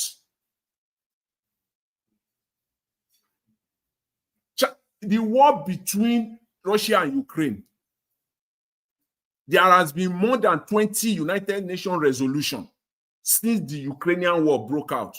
Russia-Ukrainian war broke out. More than 20 United Nations resolutions. Please tell me one that China supported Ukraine. If indeed they love humanity to that extent. If they are not the one backing up Putin. What mouth, what audacity does China has to be when they are talking about freedom? When they are talking about trade, it's a different ball game. Don't come about humanity here, about freedom here. Freedom, China. We all know what is going on. Russia-Ukrainian war. They are the one that is buffeting, gaslighting, supporting Putin, giving him every energy. And they will come. They don't know the number of people that have died if they love humanity to that extent. And that is outside. In Nigeria, directly, if there is any beneficiary financially, economically in the chaos, it's China. It's China. So please, let's put that aside. The other thing I said, also on this platform, I will only continue to, because on this one, you see, as they always say, truth is constant. You cannot twist it, you cannot manipulate it. The only thing you can manipulate and twist all over space and spin are lies. They are lies. Truth is constant. So on this one, see, there is nothing much to say. It is the truth, and I will only continue to say the truth. So you have to be ready to be hearing it every day on this very one. But if I go outside it, I just want to be lying. Nothing much to say, but the truth. The truth is that Nigerian government must stop the lies. They must come clean. If you don't, they must come clean. There is no any other way. Here is the danger for them. Because before we say Jack now, people will say we have intellectuals. We have experienced people, diplomats, seasoned diplomats all over the space in Nigeria. And they know this very well. If they don't stop these lies, the end of it will not be good, because you will soon, if they are waiting, giving Nigerian time, the Nigerian government, they are giving them time. The end result, just wait and see. When I said that Tinubu should not attempt to go to White House, it's now all over the space. Now, he should not, if you want to go and disgrace himself, he can go ahead. So for me, it's no longer news if I'm hearing it today. The very first day I said that, he should not attempt to go to the White House. You are not prepared. You cannot face, all these pictures we're seeing, they will play it for you. So don't go and, they said it's a disgraced country. You think they don't have their facts? So don't even try that one. So put that one aside. But if these lies should continue, United States is watching. The next thing they will put out, and this one is going to come from the Secretary of State, Rubio. If they continue this lie, what will happen? They will call for inspection in Nigeria, and that will be the end of this game. So this game they are playing is dangerous. Once that suggestion is pushed out, it's all over. They will call for international inspectors to come to Nigeria, and they will go to United Nations to get the authority to do that. And if United Nations will not give, they will only work with the European Union, and they will come together. And if Nigeria do not accept inspectors, that will be then that means that you are directly the one, you are the terrorist in Nigeria. So don't push these lies to that point. Don't let them come out and say they want to send inspectors to Nigeria with journalists embedded to them. So this is what you have to do, because it's my country and I love my country. So these are the truths. This is what you have to do. Start clearing up all those IDP camps. Let them go back to their lands, to their homes. Start doing that. I mean, from yesterday, all this time you are wasting, pushing lies all over the space. It will be needless and a waste of time to be repeating all your lies. Start clearing up those IDP camps now, as fast as you can. You got to start doing that. Start getting people back to their homes, to their lands. Because if it gets to the point where they request to send inspectors to Nigeria, international inspectors, then it's all over, because we will give them access and they will not tell you where they will go. The access, that the security they will have will be 2-3 times the one they are giving to Tinubu when they land in Nigeria. They will go to anywhere they want to go to in Nigeria. And it is that report they will take to United Nations to give legitimacy to whatever they want to do. So Nigerian government and you so-called diplomats, I know, but because of sycophancy, because of self-interest, political reasons, you know this. And you know the danger associated with these narratives that Nigeria is perpetrating.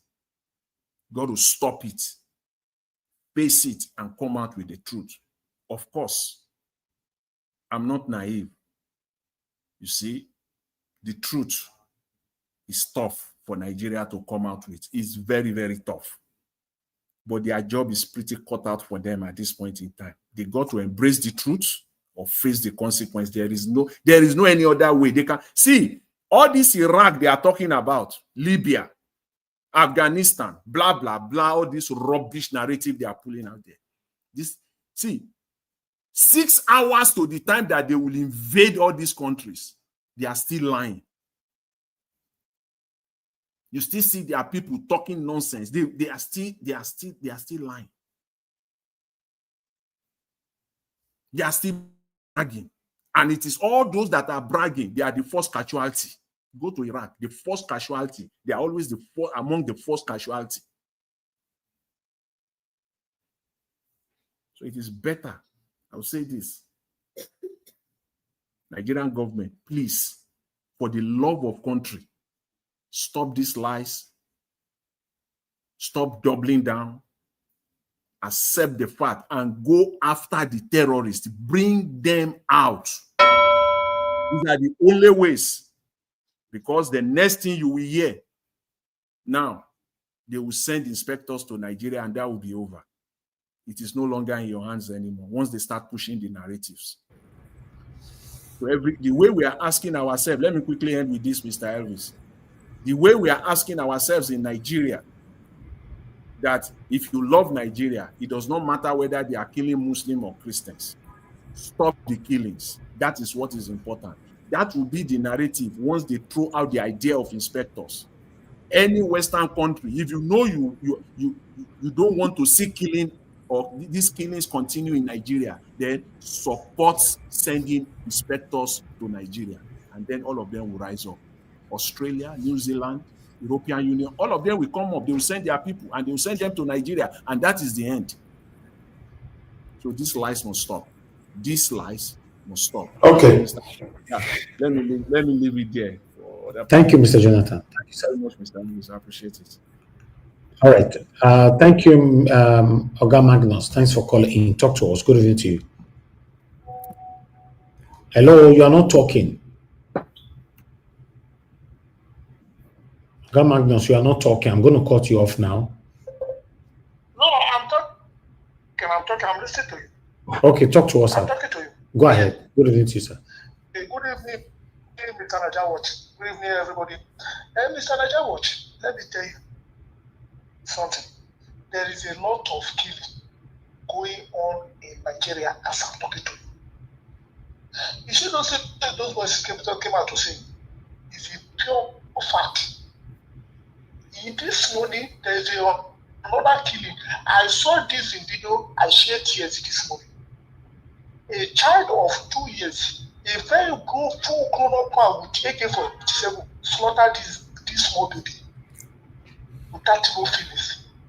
That country, all around everywhere in that country have been soaking with the blood. There is a video I watched yesterday. There was a kidnapper was chasing a woman. And it's so lucky, the boys are in the back driving this vehicle are so smart. They chase this kidnapper. See, they want to chase you.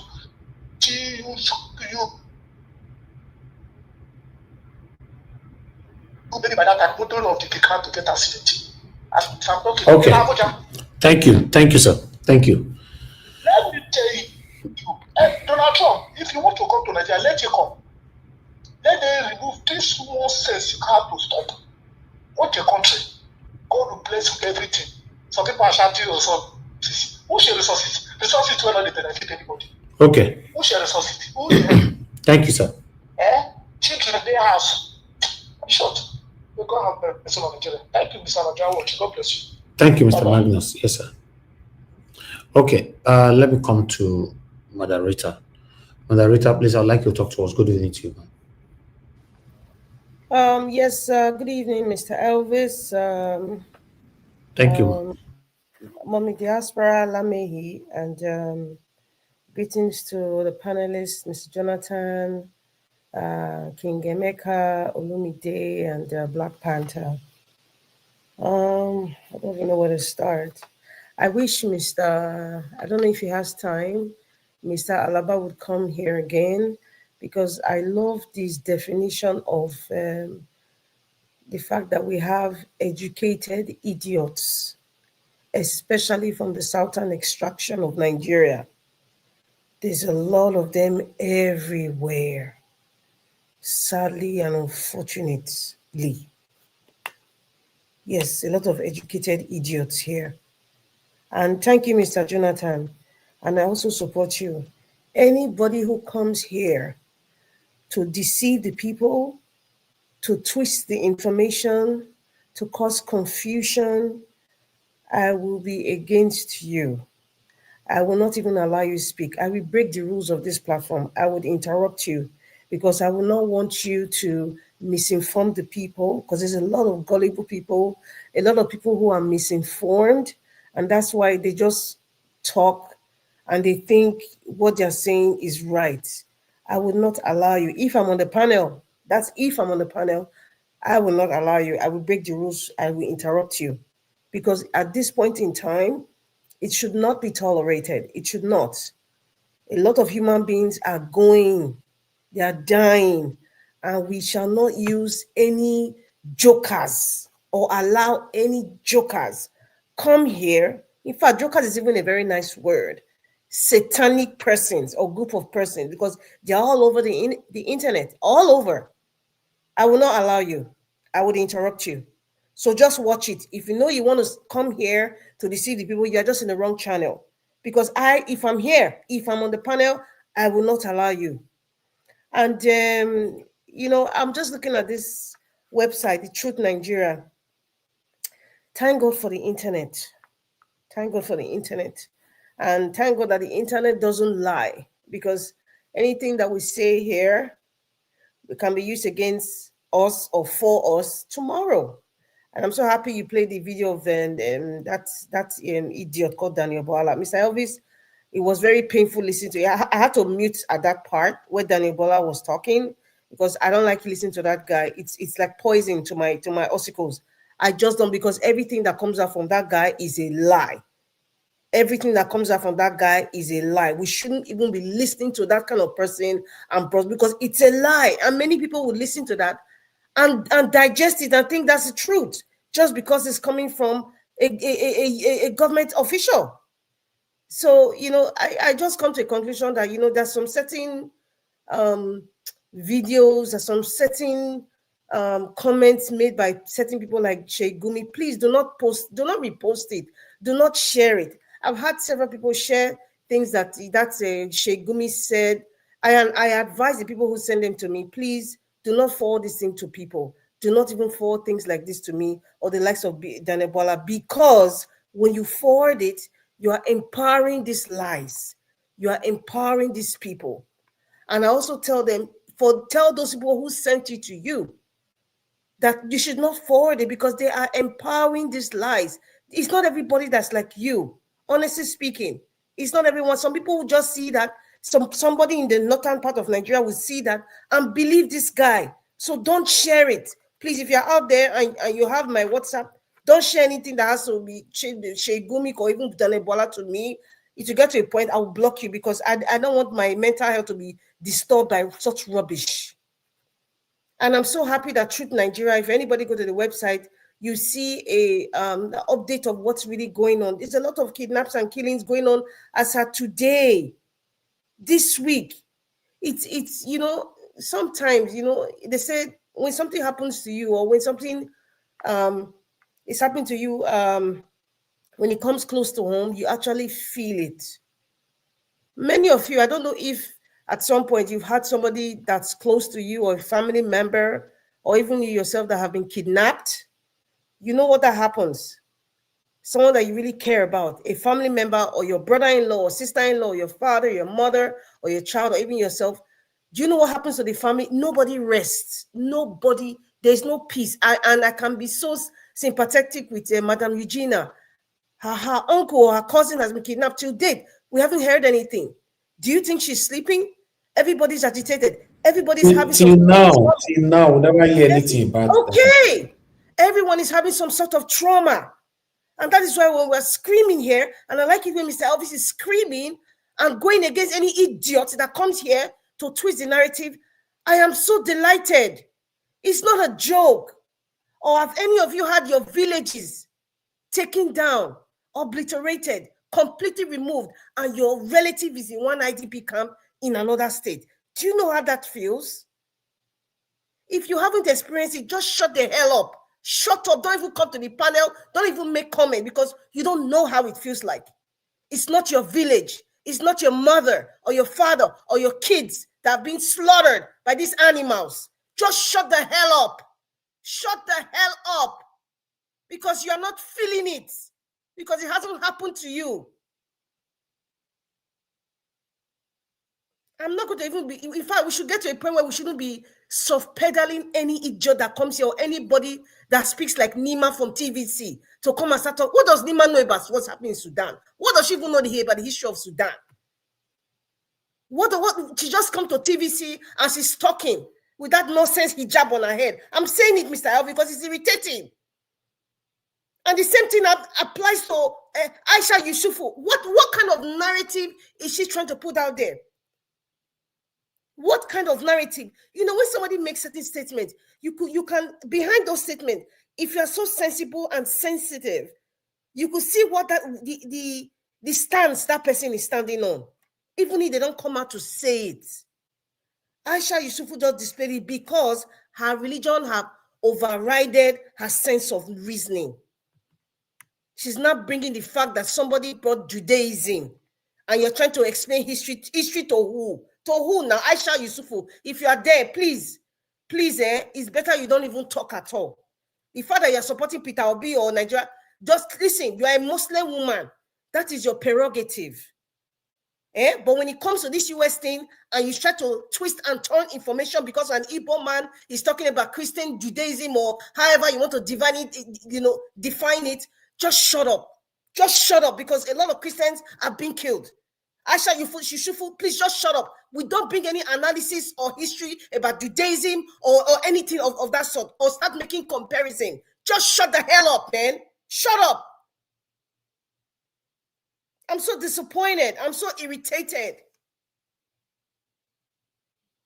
Even as a Christian, yes, even as a Christian, if the tables were turned around, I would say, like, you know what, it is wrong. You can't just be taking out people, innocent women and children, either for political reasons or maybe some sort of, they want to take some minerals or anything. You can't just take out human beings. It's like we've gotten to the stage where we don't even care about life or death anymore. It's like it's nothing. Like you just killed a chicken yesterday, you ate it for dinner, and then the next day another chicken dies. So what? That's the temperature I'm seeing. That's what I'm feeling.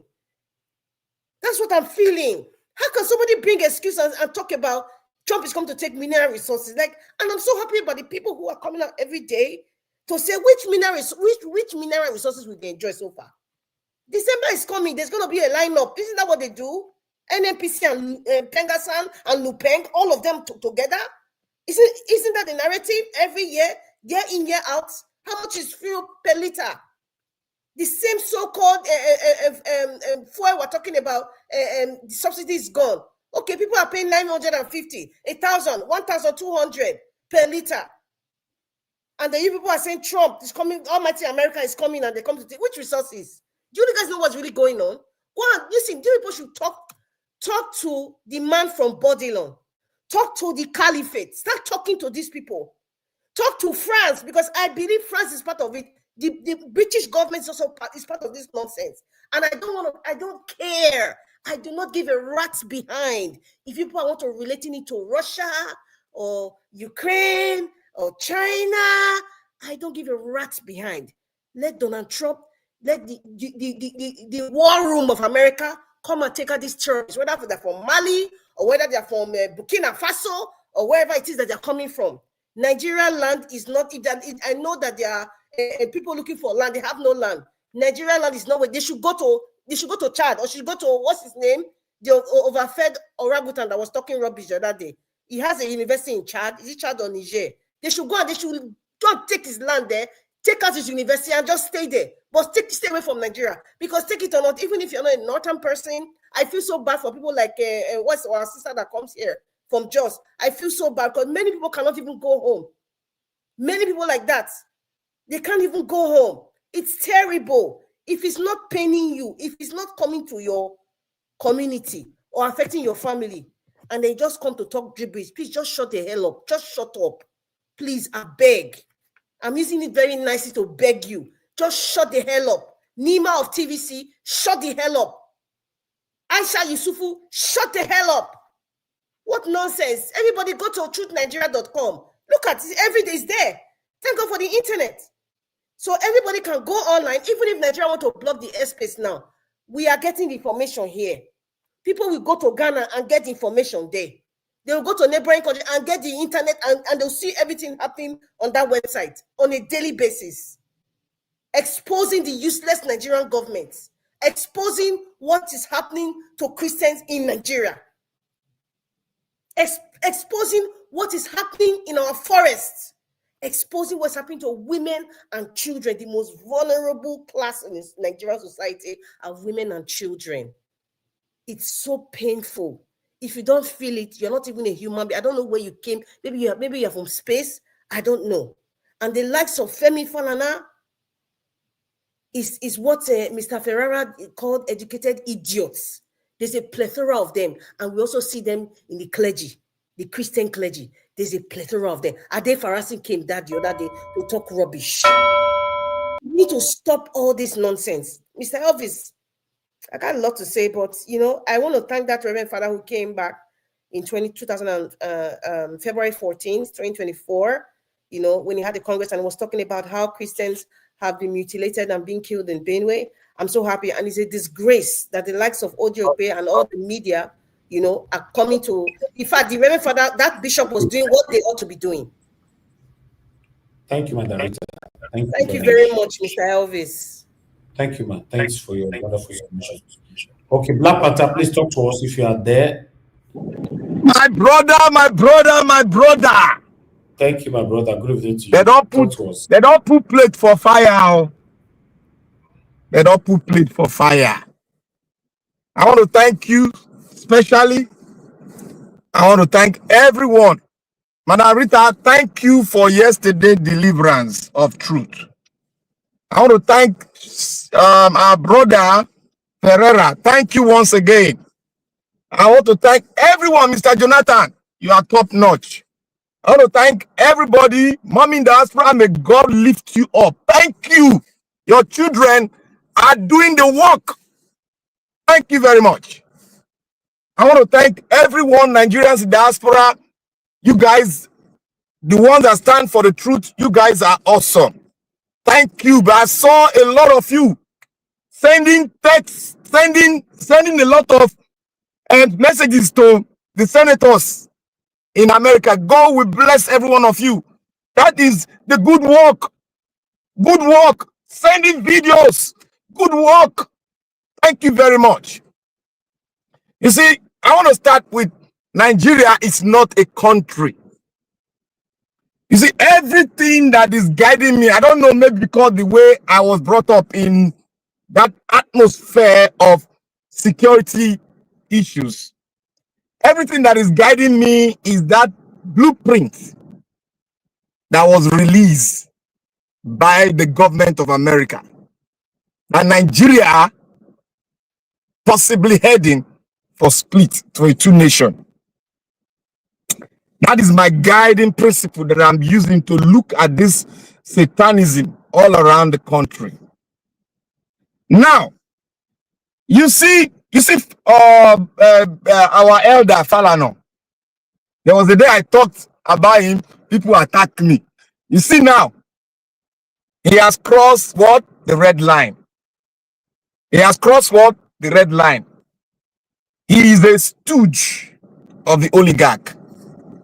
That is why Gani Fawehinmi, when he was alive, he was the grandfather of the movement, and none of them ever even dreamt of going close to the oligarch. None of them.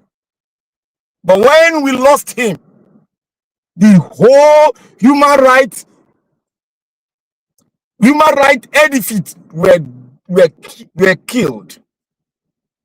We don't have them anymore. Thank God for internet. That those of us that are left, we are using it as our means of spreading the gospel of truth to the outside world. Thank God for the man that sat down to produce that great knowledge, and he has made us to be part and parcel of it. May God bless him wherever he is. You see, the Nigerian space, before America will say, I want to, it has already gone ahead of what he wants to. The assessment has been done. They are just waiting for the Pontus to give the green light. Do you know that all this thing that we're oh, America is coming, the Secretary of Defense has already put the plan work on the decks of the Pontus already. It's right there on the table. Go and read the statement. Dr. Jonathan said one thing. He said, go and read the statement, the text message of the president, Donald J. Trump. Go and read it. At the end of it, he said, a disgraced country. A disgraced country. Everybody is turning around. They are not reading. The government is not reading that. All those ones that are putting those things that they used to cover their face and their hand as if they are masquerade. They did not read that. That one that is making noise like chicken from TVC television, that is a Muslim. She did not read that. She's talking blah blah blah blah. Look, every Nigerians, every media house in Nigeria has been paid. They have been bought over. They have allocations. That is why Maokpe will play you video of what we have known. She's bringing it to the media in Nigeria just to make gullible Nigeria look at it as if it's the current things that is on ground. They look at the Rufai. Rufai is boxed in. Rufai wants to explode, but he's looking at what is going on. Rufai got everything. All of them there. All of them there. All of them, they have been paid. Don't you see the way they have? It's only Rufai that is singling out himself to say our government is aiding and abetting. You see that? You see those tape, those voice note tape call that was intersected, that they said it's an AI. It is not AI. I sent it to Nigerian family. It is not AI. You got to sit down, analyze it. I've been saying it since I said it. It is not AI. That is the gospel truth. Did they not catch the person, the vice president? Is it not like potato in Aso Rock now? The vice president to Peter Obi, did he not tell us here? He was interviewed. He said if he opened his mouth of the atrocity the vice president did in Aso Rock, Nigeria would explode. That means he has informations. And we had the information, we refused to follow it. Thank God I followed it. And thank God a lot of Nigerians have started following it to juxtapose it with what is happening. Look, I said yesterday that the president of the Federal Republic of Nigeria, who stole the mandate of the people, knows about this. There are 12 governors that are on the list. I sent 4 that I know that they must be on that list. I sent it to Nigeria, was 4 of them. Put it in the bank. When the list will come out, they will declassify it. When the Secretary of State of the United States will declassify it, when he send it to the Congress, that is going to be declassified. We are here saying, oh, Jonathan, sorry, America will not go that route because the Pontus is a different kind of person on his own. He does not want to follow that route because that route we make a caricature, and that route we bring all this kind of diplomatic maneuvering. Nigeria will pay some people to do the maneuvering. The Pontus will not allow it. J. Trump will not allow that inspection because what are they going to inspect that they have? They're not going to inspect the bones. No, there's nothing to inspect.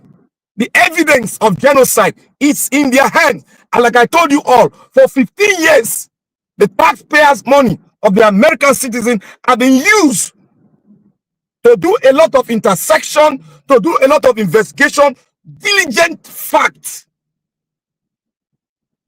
And a members of the Catholic Church even brought another one to just oppose what they have. And it has been concluded. Because before they did that, they've sent a lot of mercenaries front in the name of NGO. You guys don't see. They've gone ahead of us. They think ahead of us. They know what is happening. They have already know what the Nigerian government will play. They've already preempt them. And what they are playing now is what they are preempt. Oh, they will say there's nothing like genocide. They will say at the end of it all, Nigerian government will land at this spot. I hear some of them, they are saying it now, that they want assistance of the American government to clear up the terrorists for them. If that would be, they want the assistance, not what that Bwala is saying. Bwala is an errand boy. They want the assistance. That is what the Nigerian government will land. And if the president goes to the White House, they are going to show him one video. I don't know whether Nigerians have seen that video. They cut it out of the internet. Where in this Nigeria is so, where the terrorists took a pregnant woman and dismayed her. It is mind-blowing, and if God were man, I can't forgive that kind of thing. I can't. I will never. These people, this Nigerian government that you see there, they are all part and part. 12 governors are in the list. 12 are in the list. And what are we talking about? You have two in this government, two of them inside the government, holding a strategic position in Tinubu's government, two of them. You all know them. They are the governors that are in there said it that this man is the in. What are we talking? Aisha talking. Those ones are like 2 to 1 religion they came to meet. They can't ask questions. God said there's liberty in my word. The liberty God has given unto us, we will use it to speak the truth. Not them that they control. Like that girl making noise. She's just making it because she has a price tag. She has been bought over. That price, Nigerians, a lot of them have been bought over. They brought a lot of money. Tinubu aids. You see all those aids that they call SSA, all of them, they are like Reserve Bank that they use. They are like motor car that they use to distribute money. All those ministries that are useless, they are using them to distribute money to all these lawyers and all those nonsense people to talk rubbish on the internet. That is what all the Ministry of Women, she uses the money allocation to do all this government talk good about the government. That is what she's doing. There's nothing she's doing. Ministry of Women, rubbish. Ministry of Technologies, rubbish. Ministry of Farming, nothing is. They are not yet to work.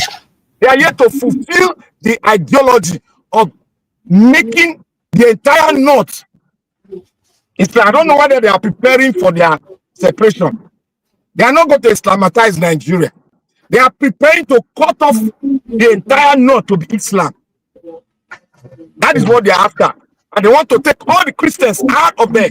And you say Nigeria is a country, then anybody that will say Nigeria is a country won't beside them because they don't know what is happening. And ignorant is not an excuse. What is coming on, Pontus has made up his mind and it's going to happen. It is going to happen. And they will not tell because you don't have, I said you don't have any radar. Nigeria does not have any radar to track anything that will come up. Thank you very much, Nigeria Watch. All right, my brother, thank you so much. Even though with all this, I'm still very, very skeptical if this will happen.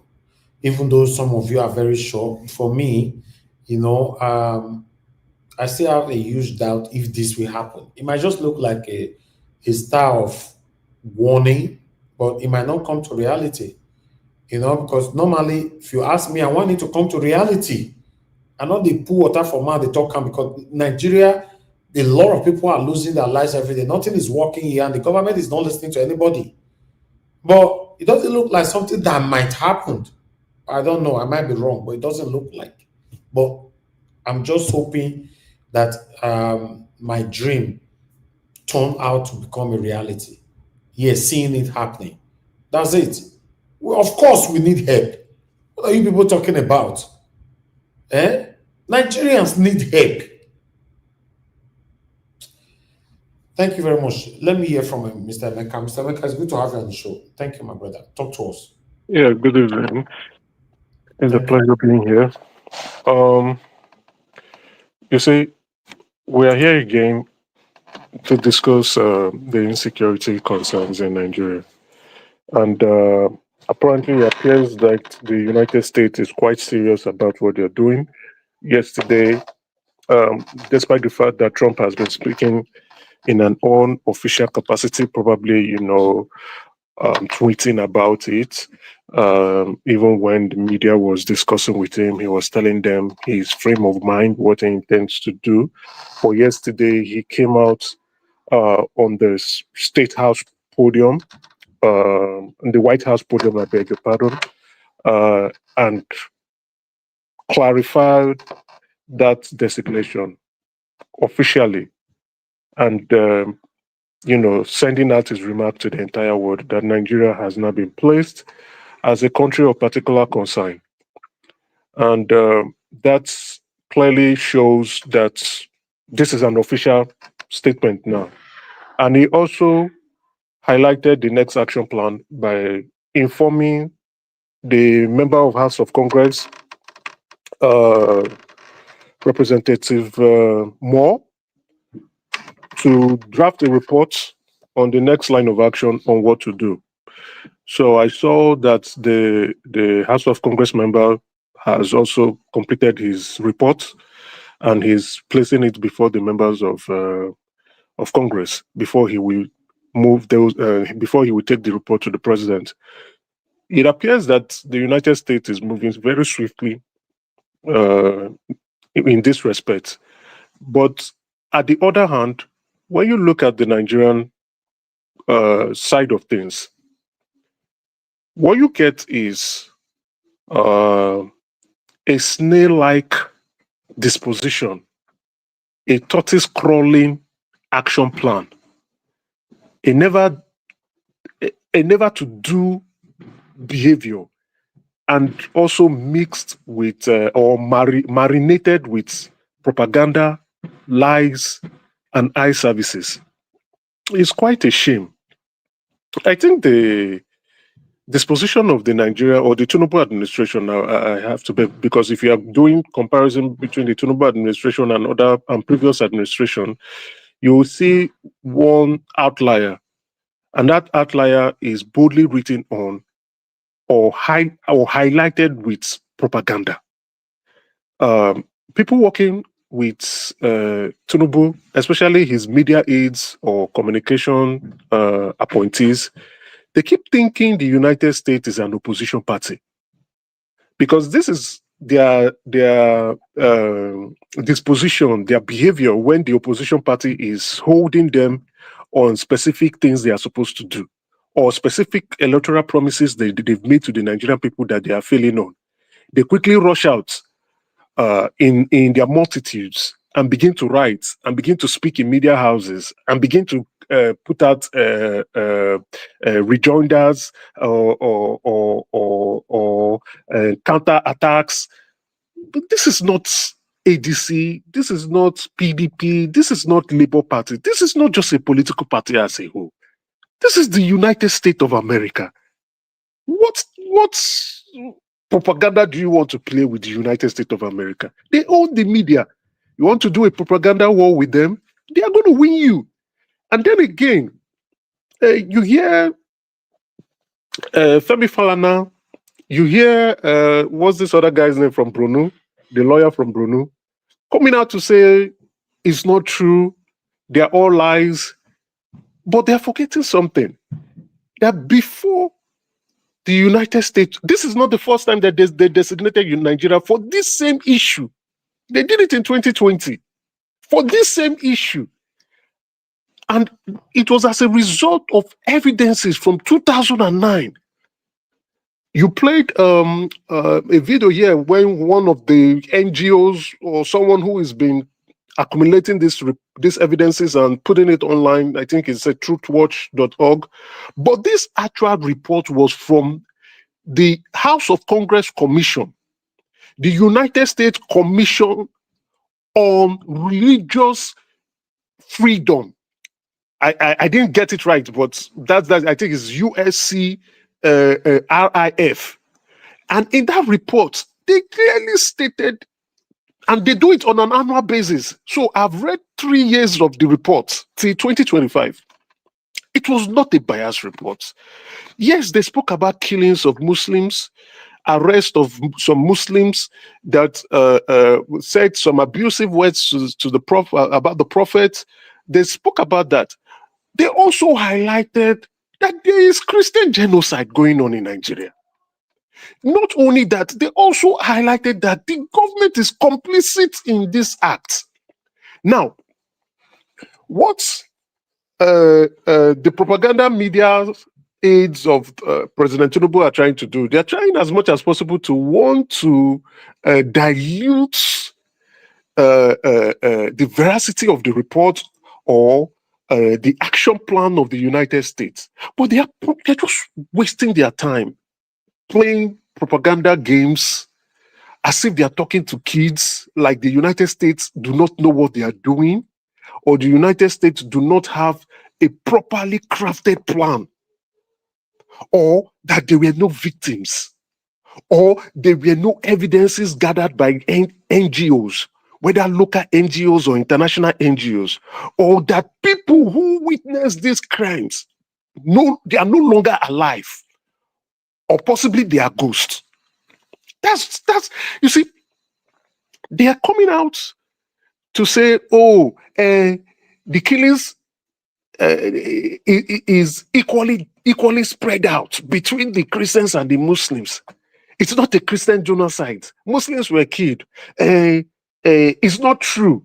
The report is not true. The designation is false. America is invading our space. We're a country of our own. But everybody, or I would say everybody, these media aides as well as influential Nigerians, is a pity Femi Falana is doing this. I don't understand the reason why.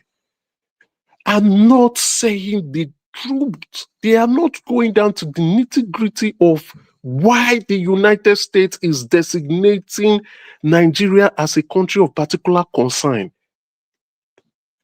Yes, there might be different angles, but the nitty-gritty of the report is that, is there Christian genocide going on in Nigeria? Yes.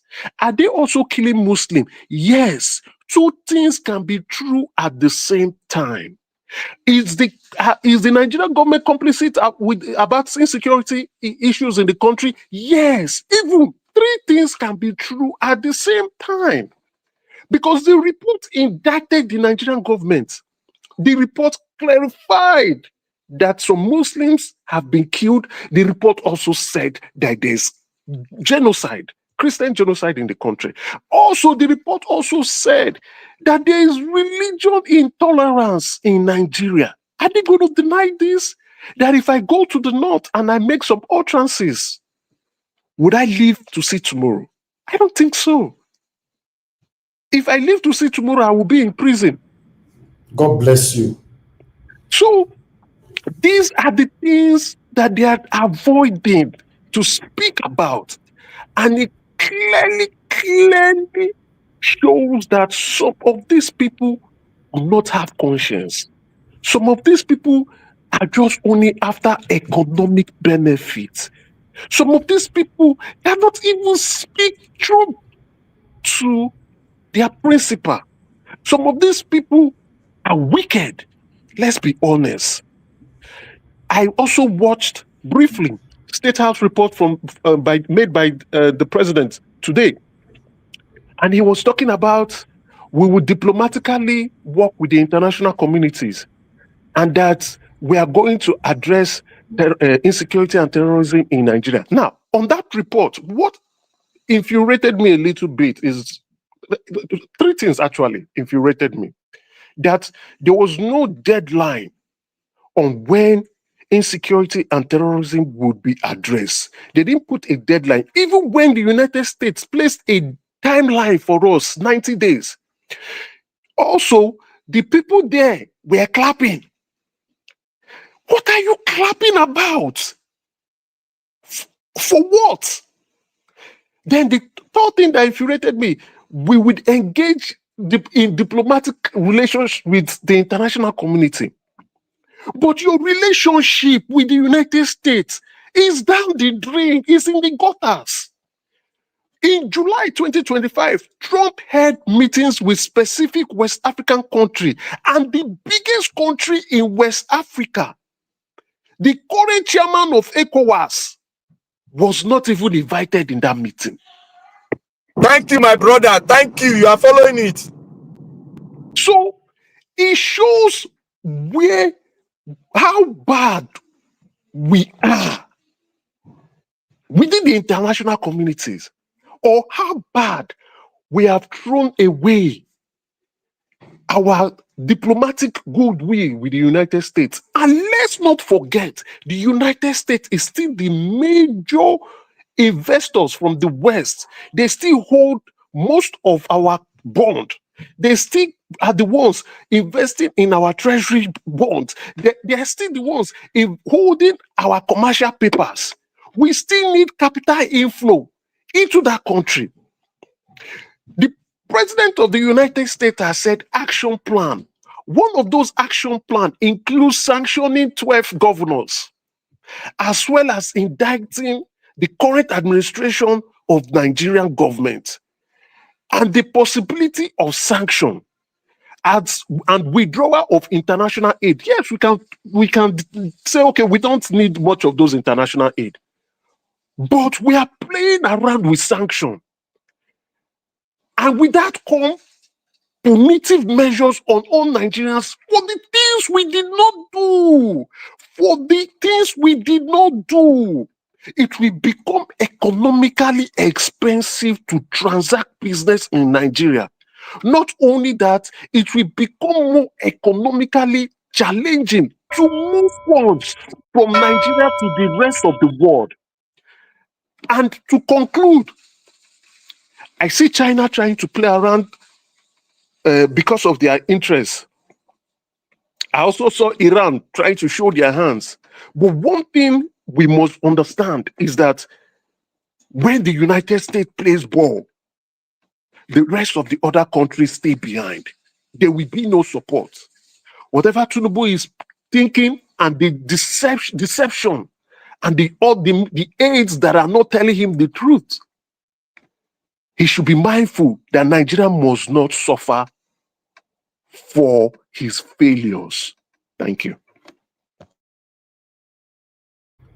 Thank you. Thank you very much, my brother Amaka. Thanks for that wonderful submission. Now, so we see him. You know, at this moment now, everybody should be speaking truth to power. There's no need to embrace sentimentalism anymore. Just say it how it is. Now, people that they bury so they see on the background, so they are human beings. Unfortunately, some of them in the past might have engaged in the conversation where he not consign me, he not consign me. Or rather, I not go vote, I not go vote. Or rather, now my best person be this, nobody could talk to them. Listen, when the country is bad, the country is bad. We should be able to call out anything that is bad, because you are not too sure who will be the next. You are not sure. But meanwhile, two people just joined us now, wanted to have a final submission. Give us a minute. You just come in. You have your 8 minutes as well. Before that, please hold on. Let me speak to Mr. Joseph Orji. Mr. Joseph Orji, thank you, sir. Talk to us. Good evening to you, sir. Hello, Mr. Davis. Yes, sir. Just a quick one, Mr. Davis. Yeah. Thank you for what you do. Thank you. Mr. Davis, please. You know, this Tinubu matter, and these are Nigerians, I don't understand. This man campaigned and applied for this job. If he goes down, or this job has always been his life ambition to be the president of this country. How long is it? Why would you want all these excuses again? The problem with Tinubu is that all his appointments is this idea of party appointments. You see, to be frank, if you go back, the military era were even better. Technocrats were involved with the External Affairs Ministry, the Secretary to the government, were technocrats. You know, these are well-experienced diplomats, civil service, well-experienced people handling the governmental situation, even during the military era. Governments were being run properly. That is what we know as the Pretoria Island. That of is international. I've forgotten that word again. That is where you recruit your ambassadors and the External Affairs Ministry. There are so many technocrats here who knows their job, who know what to do. But you keep going to meet up this particular appointment, appointing people here and there that don't know anything. You know, it's really, but this is what is wrong with Tinubu's government. You put it in square pegs in a round hole. That's exactly what is happening. Wrong people. It's a shame, you know. Look at even that man, the man who was formerly Imo State governor, the ex-military man, Nwachukwu. If anybody sees out because he's a military man, no. You only need to go through his record, what he has read. That was why they got to that External Affairs Ministry. They did a very good job to handle military government. Military government appointed civilians to the External Affairs Minister. Thank you. It's a shame, you know. Thank you, sir. If there are certain things you don't bring in parties, when it comes to Nigeria, you don't bring in, if there are some ministries, you don't bring in parties nonsense or what to handle. You go for experts. That's why we are where we are here now. Okay. You can see even why they are young, he's not himself. Thank you. And also, those people, they are not themselves, they are not themselves at all. Thank you, sir. It's a shame. It's a big shame. Thank you, sir. Thank you, Mr. Joseph Orji. Yes, sir. Thank you. According to what Mr. Joseph Orji said, he said Tinubu craved and worked so hard. Anyhow, he turned out to become the president of the Federal Republic of Nigeria. At least it was his dream to become the president of the country. Now, I will support that submission that how come somebody who works so hard to hold a position, how come you cannot do something right, at least? Because you work so hard for this thing. You were not just sleepy. People came to pick you, or yeah, I can't go do this job. You worked so hard to get there. You ring election, you did that. How come? Does it mean people can still work so hard to, at the end, to give a bad result? Yes, now. It's so bad. Yes, there's a difference between craving for a title. Sorry, give us a mandate. There's a difference between craving for a title and actually effecting that title. But the man from Babylon craved for that title. He did everything, you know, blindly to get that. He got the title. He doesn't know how to act on that title. That's what we're getting. He came to market. He came to what market. What are we saying? He's a drug dealer now. Okay, he came to mark register. I greet everybody. So what Tinubu did was to line up behind others, and his own is even worse because he's a criminal. So you cannot even you cannot expect anything good from him. Now, if we talk about he worked so hard to the point that 88 people were even pied because this Amodag, the criminal, must become the president. 88 were killed. A 19-year-old boy voluntarily killed himself in Jos. Let this go to Aso Rock. Let Fashola hear it. Let Badabiamila hear it. Let Wike hear it. Wike falsified the result of Rivers State and gave to the criminal drug baron. 88 people died because Tinubu had to become the criminal president of Nigeria. Let it go to the Sahel. Let them hear it in the kitchen everywhere. Let it go to the church and the mosques. That 88 people died because Tinubu had to. Let Remi hear it. Let Sheyi hear it. Let their family and their well-wisher hear that 88 people died because this criminal must be a president. A 19-year-old boy voluntarily killed himself in Plateau Jos because this criminal must be a president. He worked so hard to the point of taking people's life. He worked so hard to the point that he went to dance in Tatamas, telling people that, oh, power is not served a la carte. You have to snatch it, grab it, and run with it. How old is Tinubu? Tinubu is over 80. He had no fundamental principle. All his principle is to create touts. I was born and raised in Lagos State. When Buba, they now become also a criminal, joined them. When he was the military governor in Lagos State, they were taking Agbero and putting them in the prison. But when Tinubu came there, he destroyed everything and turned touts. Touts now have credibility more than graduates in Lagos State and Nigeria. That's why you also see in Edo State, the touts are also ruling. He worked so hard to the point of he destroyed everything that we have. He worked so hard. Tinubu worked so hard to the point that you saw bullion van in Tinubu's house. Does Tinubu have a bank in his house?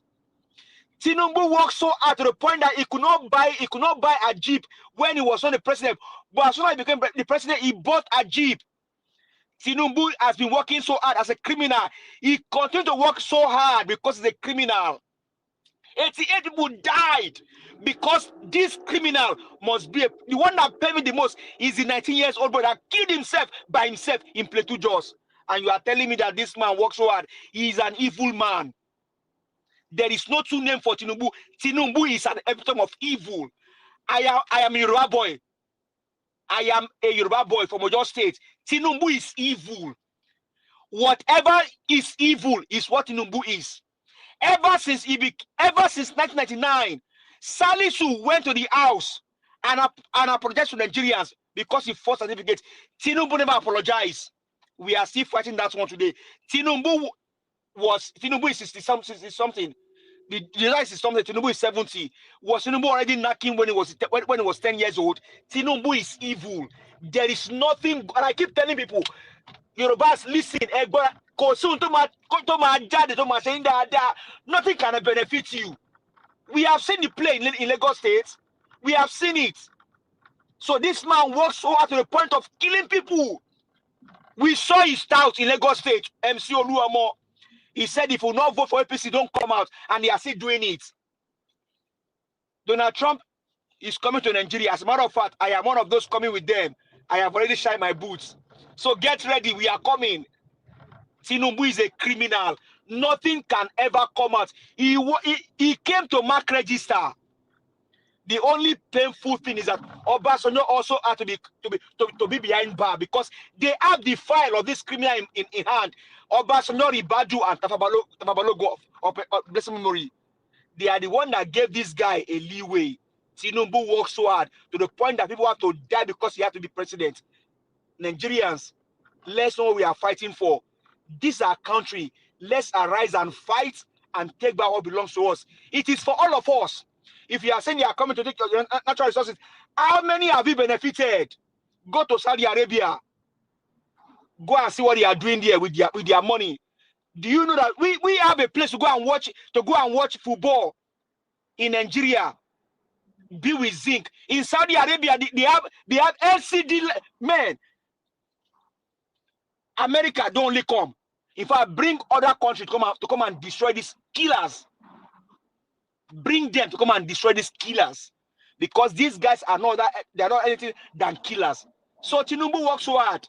He works so hard to the point that people died. He's a criminal, and that's who he is. Thank you, Mr. Elvis. Thank you, my brother, for putting your voice to this. It's very pathetic. Watching this video in the background is just so painful. When you listen to the voice of my brother, Give Us a Mandate, you need to understand where he's coming from. When you can speak today and you deliberately don't want to speak, I want to remind you that some of the people inside this grave, this mass grave that you are seeing there, they were once in that position. Say, no, I don't want to talk. It not concern me. It not concern me. It not concern me. Yes. The country is not working. Let's acknowledge it. Let's say it how it is. If our people, our government cannot help us, and external body coming in, we are saying they are coming for our resources. Which resources are you talking about? Tell me which of the resources that have benefited myself since I was born that you think these people are coming for. Which resources? The resources that satanic politicians are sharing within themselves? No, which resources are you people talking about they are coming for? Tell me a Nigerian that have benefited from the resources apart from the satanic politicians and their children. No, which resources? I don't understand. They are coming from our resources. Do you know the location of your resources in Nigeria?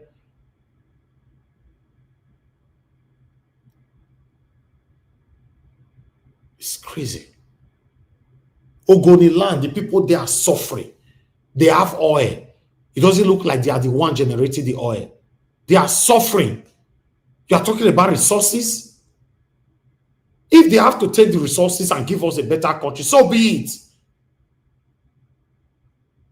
Are you even aware if they have to call in now that if you want the white people to start ruling us all over again, have them as president, as governors, as everything, are you aware that 90% of Nigerians will sign that petition? You are not aware. Our own color, they have betrayed us. Normally, I shouldn't be speaking like this. Before some of you will remind me, oh, you don't know what you are calling for. So, tell me where I am today. If you think I don't know what I'm calling for, tell me where I am today. How are we benefiting from what is happening in Nigeria? The so-called resources. The continuous borrowing and borrowing and borrowing. How is it beneficial to Nigerians?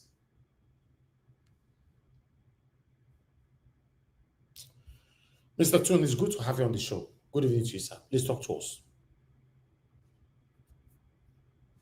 Okay, good evening, everybody.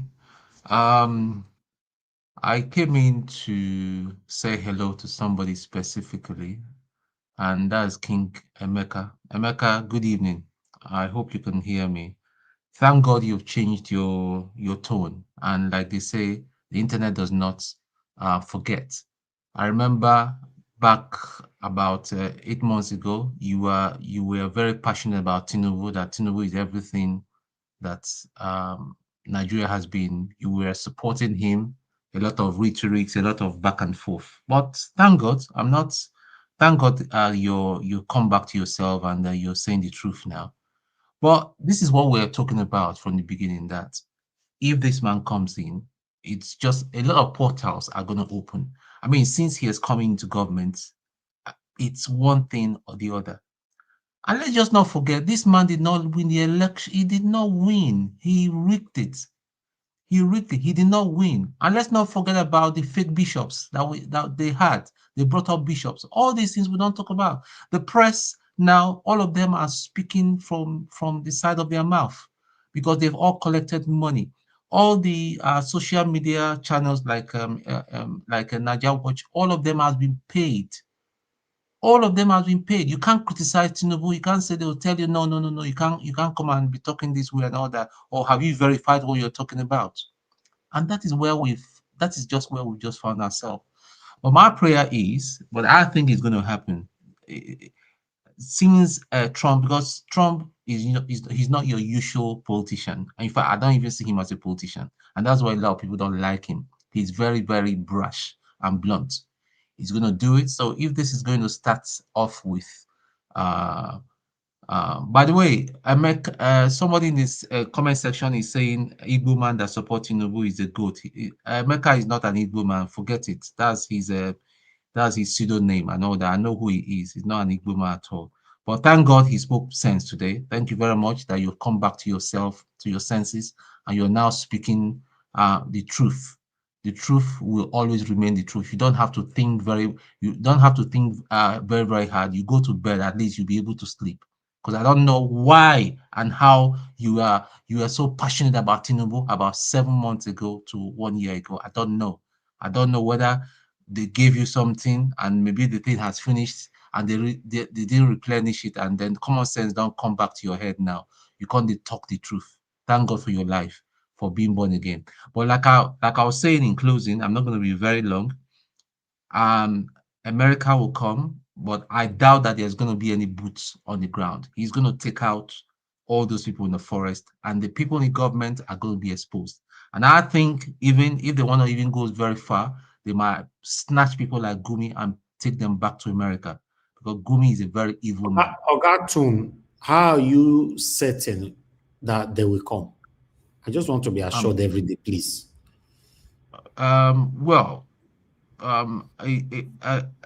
Trump is one man that he will never go back to what he said. And he's already a spokesman for the Department of War. They've already made a statement. I think they're going to come. They are definitely going to come. Mona, help me tell them, may they come, because this is my dream. I want to make it become reality. I beg. No, they will come, but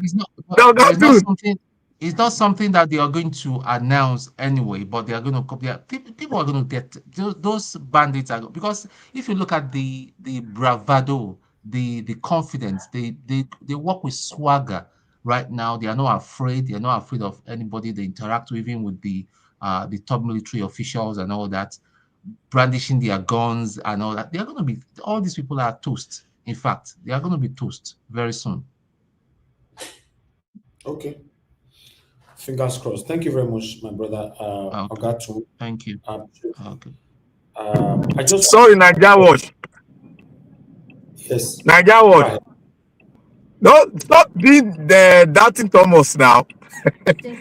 Mr. Aton is a military officer. There are some languages they've used. He knows that is coming. And he knows some languages. Now make me say, give me assurance, just like give me. We don't give you assurance now that Donald Trump is not like normal politician.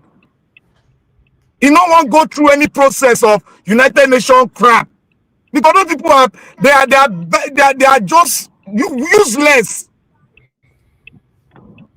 As well. So you see, what everybody needs to understand is that we are dealing with terrorists. I remember it was the same Buhari. It's a Buhari administration that said, and led by Gumi, that said we shouldn't be calling them terrorists. We should call them bandits. Is it not the new name for them? That's their new name now. But we know who they are. They are terrorists. So I mean, whatever happens to them, I have no sympathy. Whatever will happen to Gumi at the end of the day, I have no sympathy. There are a couple of people in government that are serving in very high position. They say they are, but we're gonna know all these people will be unmasked, and if that is going to be the turnaround for our country and all that, we'll all be very, very grateful to God. You see, because we are in a mess at the minute. That's just it. Don't see people where they bury so. This is a big mess, man. Mr. Walla, you said Elvis, trust me, lots of lobbying from Nigeria people in US went into this. In what way? They are the one that activated Trump, or they are trying to stop Trump. That's the only part I want to know. Your message is clear, but the only part that is not clear, a lot of people are lobbying, Nigeria people lobby to this, blah, blah, blah. They are the one that activated Trump to start speaking, or they are lobbying right now for him not to come. That's the only part I want to know. Thank you. Let me go back to Mr. Jonathan. Mr. Jonathan, please, let's have final submission of 2 minutes. Thank you, Mr. Elvis. Thanks to everyone once again. Yeah, let me just quickly say this, just to kind of reiterate. I was listening to Mr. King Emeka.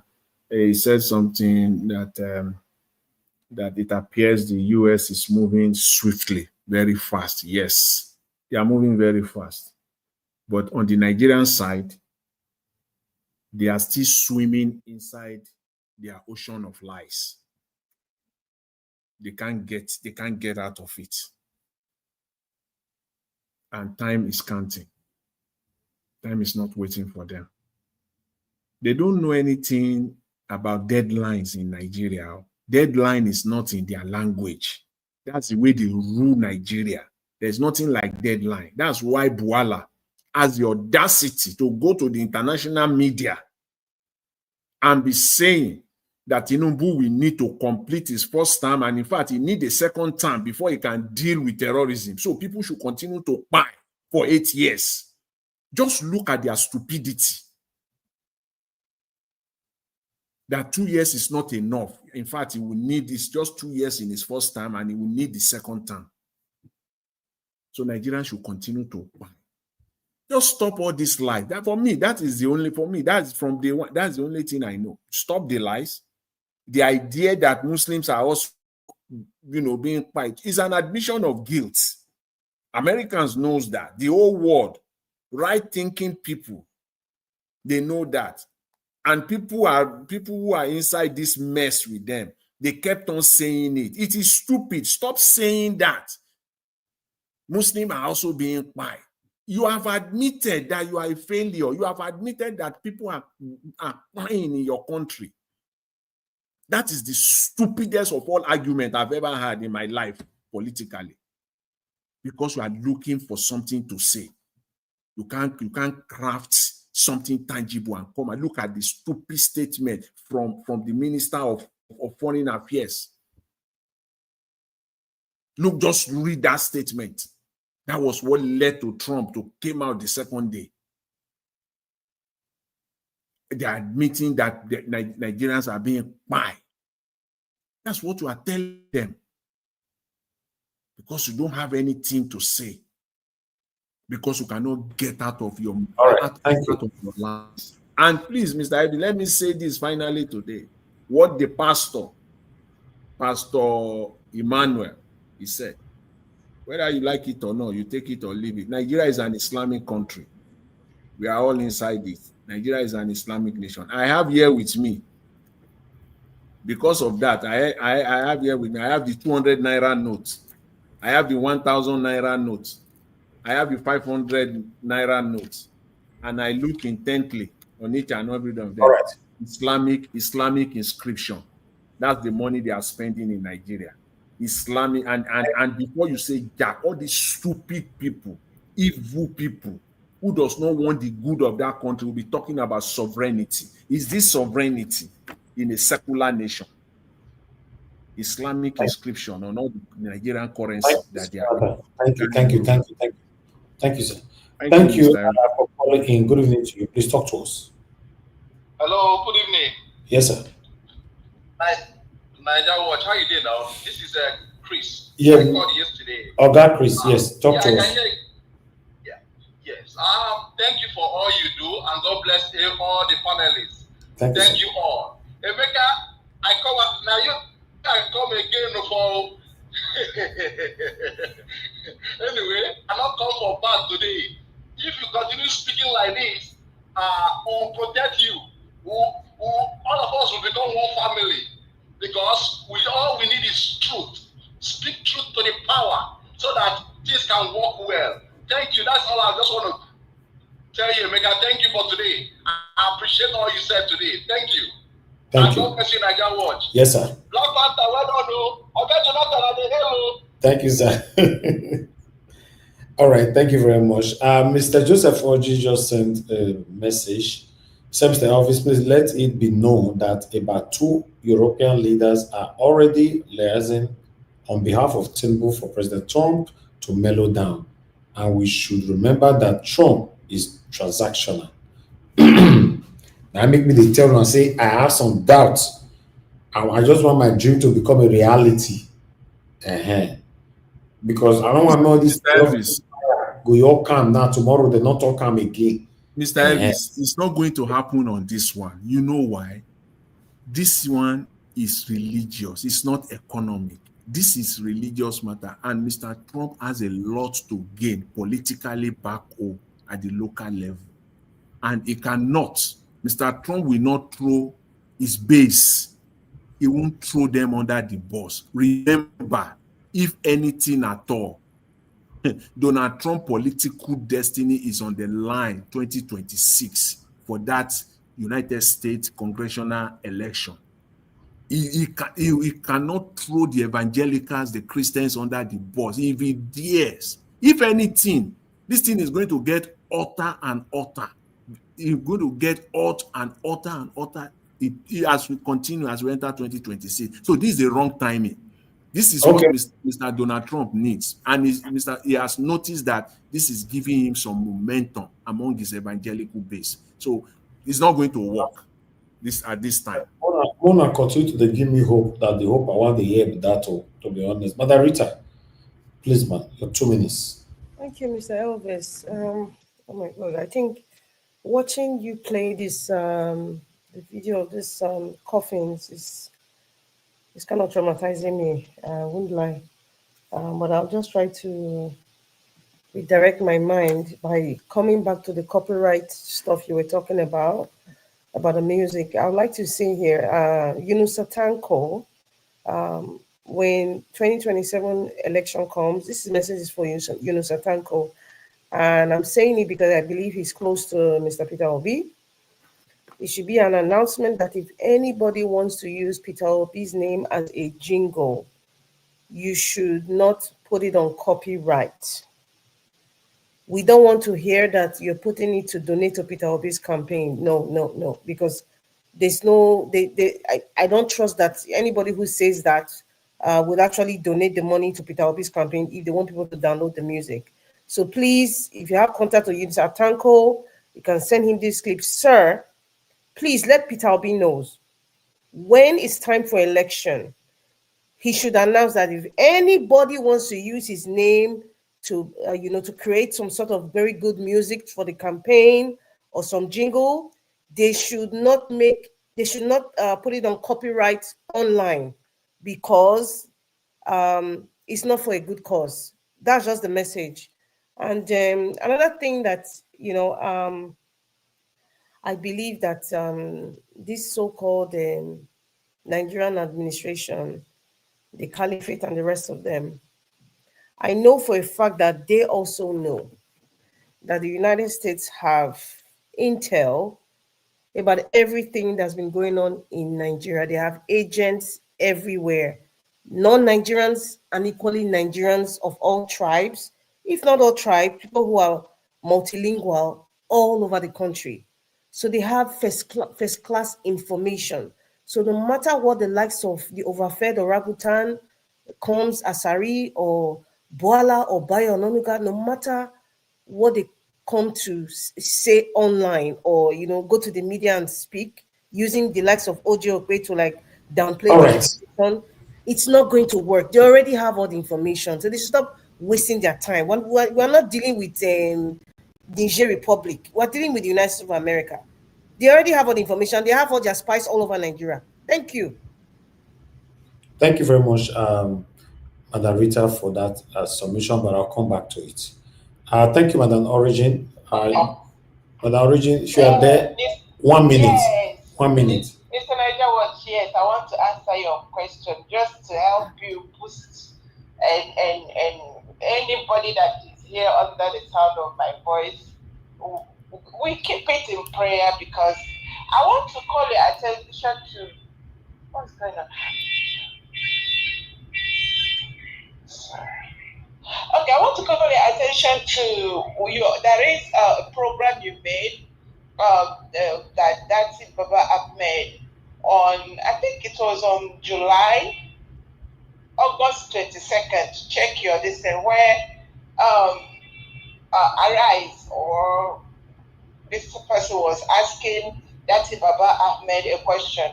I said, are you going to run in 2027? He said, if Nigeria is still existing by then. Mm-hmm. Then number two, there's something that Ndume, I keep stressing on that. Ndume said, America does not joke when there is threats, national threats or international threats. I have followed this. Go and check Al Jazeera. There are sequential occurrences in Iran, in everywhere, that it looks like, from what I have deduced so far, Nigeria has become an and this is why I'm saying that.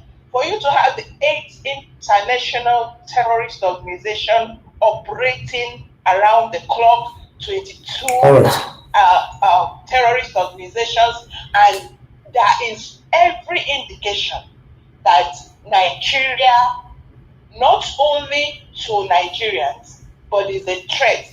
If they are shipping out terrorists across the world, they are going to receive it. Okay. Let me rest it then. Thank you so much. Thank you, man, for calling back to put in the message. Okay. Thank you very much, everyone. The next person will be Black Panther. But before that, I would like to quickly add to what Madam Rita said. I like the fact that you came up, or rather, you're the only one that addressed that part of that copyright thing. I really do hope they can do something before 2027, because a lot of them who come out with this jingle of a thing are using it for their own selfish interest, like the same music that I played earlier on for Mazi Nnamdi Kanu. You cannot be calling for someone to be released and you put a copyright on it. It doesn't work like that. Every media person will run away from that information as long as you put a copyright on it. Thank you very much, Mandarita, for bringing that up again. Black Panther, talk to us. 2 minutes.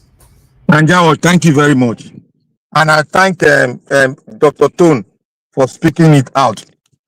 You see, when an expert speak, they follow the words of all the defense. When they speak, they follow their words intact. The body movement, the way he landed, they follow the word in total. So the president has spoken. If he wanted to go to the United Nations, he would have done it. But you know what he said in the United Nations? It is not even united anymore, because people come up here to talk about sovereignty.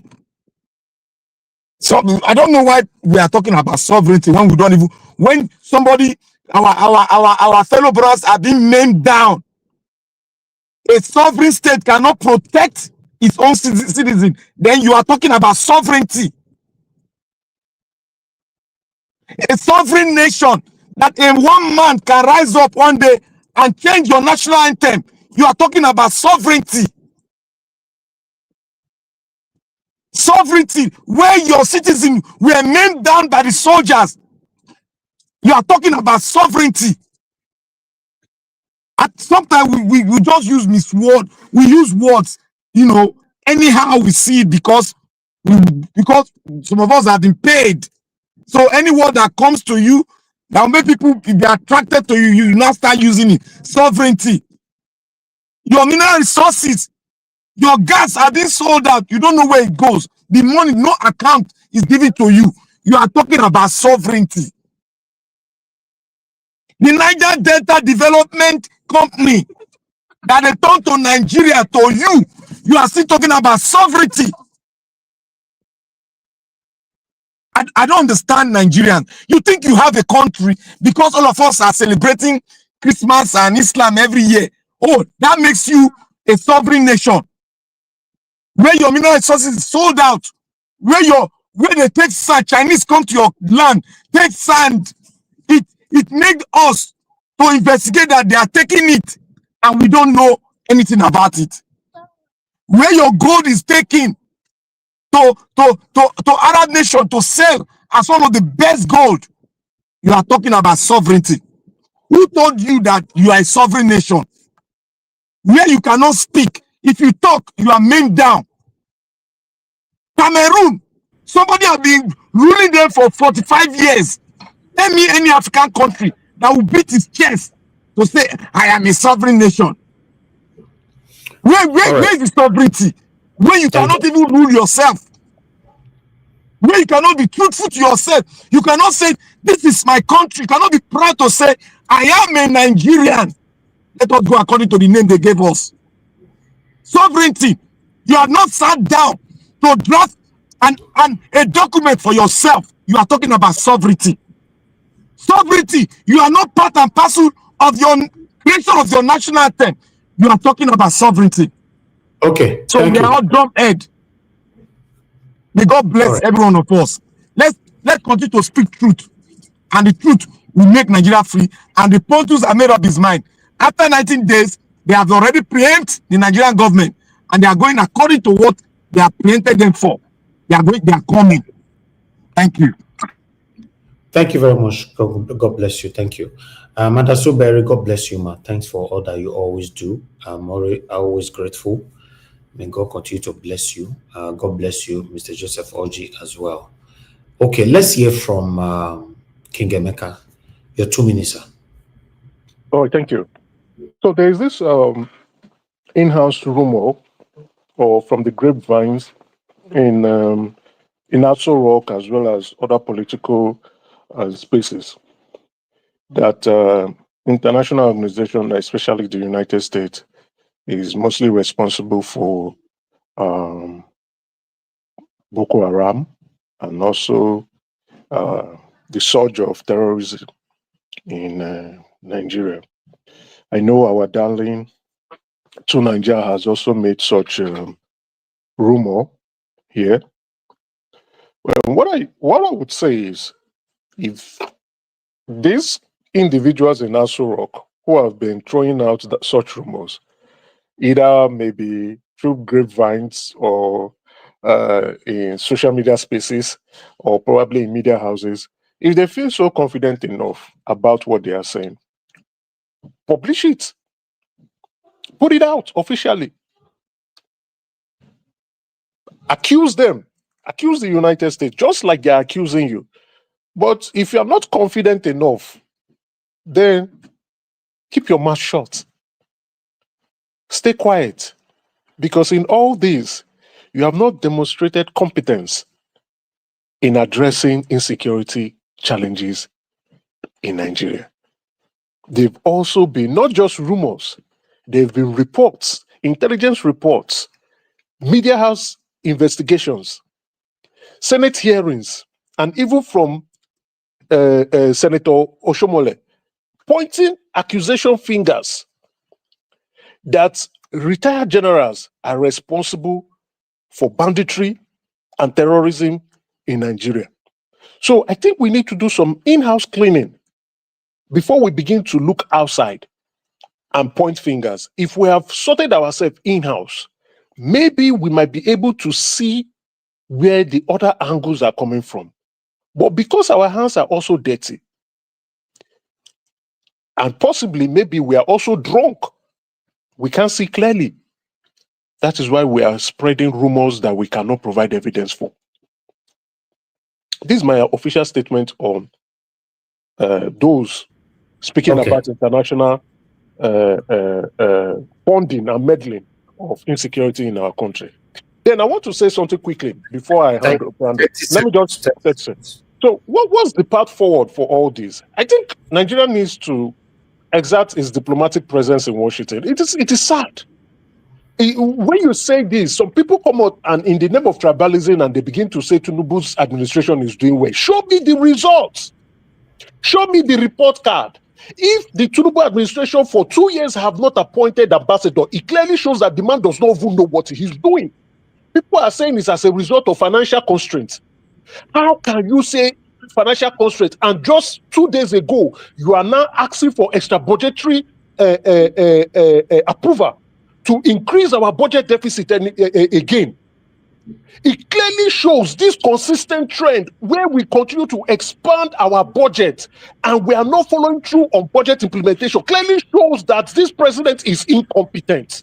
Second, Nigeria must be transparent with insecurity concerns. We must tell the world that for 16 years we cannot resolve insecurity. We must ask for assistance. We must ask for assistance. We must ask for help. We cannot do it. There is so much evidence to show that we can't do it. We have sacked so many generals. We have refurbished so many generals, and yet insecurity continues to increase and people continue to die. The government must also be accountable for sectarian violence in our country. We must admit and agree and accept that there is Christian genocide going on in Nigeria. We must, except we want to pretend. And then finally, we must prioritize the welfare of Nigeria, and as well as address the root causes of violence by instituting a commission, whereby that commission will not be geared towards any form or majorly fitted with either retired generals or people from a particular religion. We must address this root cause and as well as implement the commission's report. We don't implement any report from commissions, but if we want to be taken seriously, we must address the root cause of violence and prioritize the welfare of Nigerians. Why do I say address the root cause of violence in Nigeria? Because the rumor of Islamization in Nigeria is something we should not pretend about. We can't pretend about it. This is all coming to the forefront to accept, and also to the realization that we must accept that there's a problem. Exactly. And there's a problem. Me, I've already accepted it. There's a problem. That's a wonderful submission, King Emeka. I'm very happy though. I'm very, very happy for you, because just imagine someone that we almost lost to Satanism, you know. So that's it. A lot of people, that's why sometimes you don't just rule people out 100%. You never know what tomorrow holds. And I like people that can always come back to accept their wrongs. You know, look at submissions now. His voice will go far quickly, while some of the people who love him before will start hating him now for standing for what is right. That's how it works. That's how they started hating me. You know, when I supported Obaseki and I started checkmating him, immediately the satanic Obaseki supporters, they now started hating me. I appreciate every one of you right there, my people. I'd like us to hear from, give us a mandate if you are there. Give us a mandate, you are not there. So I think we've come to the end of this broadcast right now. He's the last person. So anybody on the panel that want to quickly say something, just 1 minute before I move on. Yes, I'd like to say something, Mr. Elvis. Okay. I would like to tell everybody, please like and share this program, because it's very, very important. This is a very important time in Nigerians' history, and we are all part of it. And I want to say thank you, Mr. Elvis, for coming here every day. You are a dedicated, you are a great man, and you are a dedicated lover of Nigeria.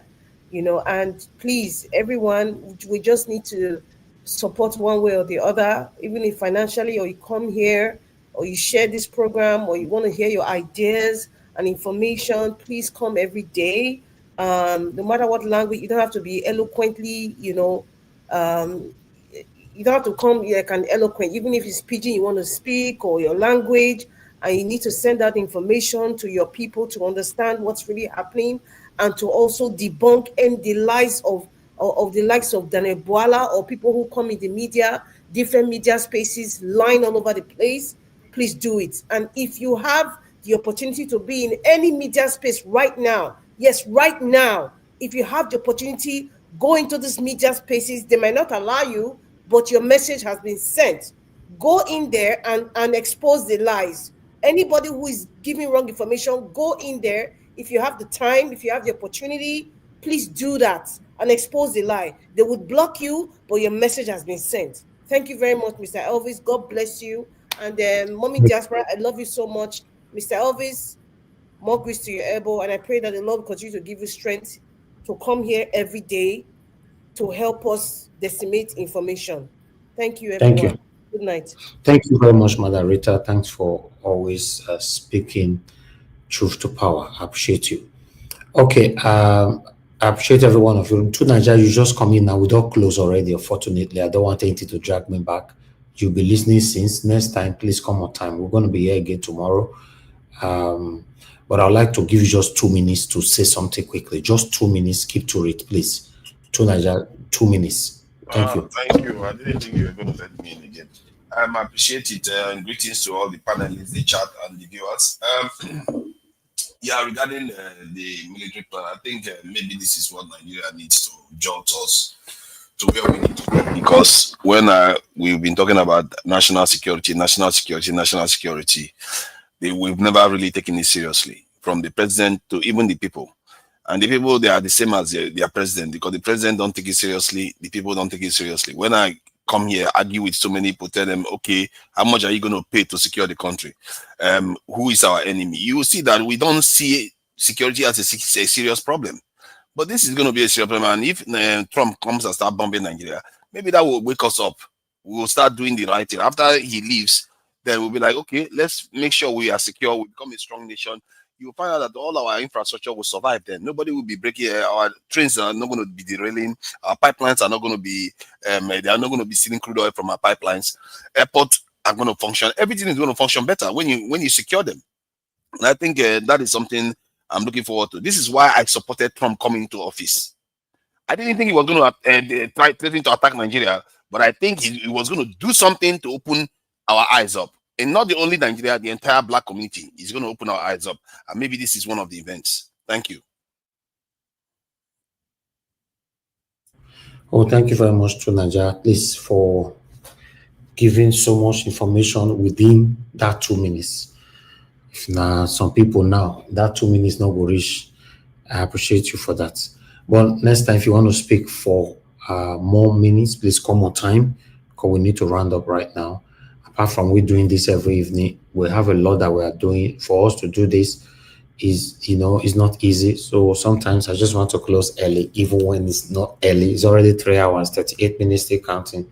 It's not early. If I have my way, maybe now only Mr. Jonathan, you'll come here, or my only Madarita, maybe it should talk for 40 minutes, or Mr. Jonathan talk for 40 minutes. I don't end the show. I will be happy. They happen like that once in a while. They get that kind of luck. Only one person will come. Now, only when I don't say I want to come out, you can't see people like give us a mado, you can't come from nowhere. Black Panther will come bully you for everywhere. They can't take me back again. So, yes, but sometimes it's not easy to do this. Make I take my 2 minutes, Abi? No. Your 2 minutes, two Naja don't take. I beg. I don't know why I mentioned your name just now, guy. Why I go give to Naja my 2 minutes now? Yeah, go ahead. Go ahead. This one I like. Well, go ahead very now. Much. Well, thank you. Well, all we can say here is that Nigerians, let's be open-minded. If a foreign country is coming to help us, let's welcome them, because our own people are killing us. They are destroying our joint wealth. As a matter of fact, look at an ex-governor of Rivers State riding Rolls Royce. Now you ask yourself, in Rivers, how many primary school do you have there? At those primary school, do they have free lunch? Now you see an ex-governor riding on Rolls Royce, all from our money. Nigerians, let's arise. This is a collective fight. Let's not stop talking, and let's also encourage this platform. This platform is just on its own, different from all of them. Look at what happened earlier when they show Buala that was speaking against Tinubu before. All of a sudden now is now eating from the crumbs that fall from the master's table. Nigerians, let's speak truth to power. Let's fight, because it's our fight, it's our nation. Thank you very much, Mr. Elvish. God bless. All right, thank you very much, sir. Thank you, my brother.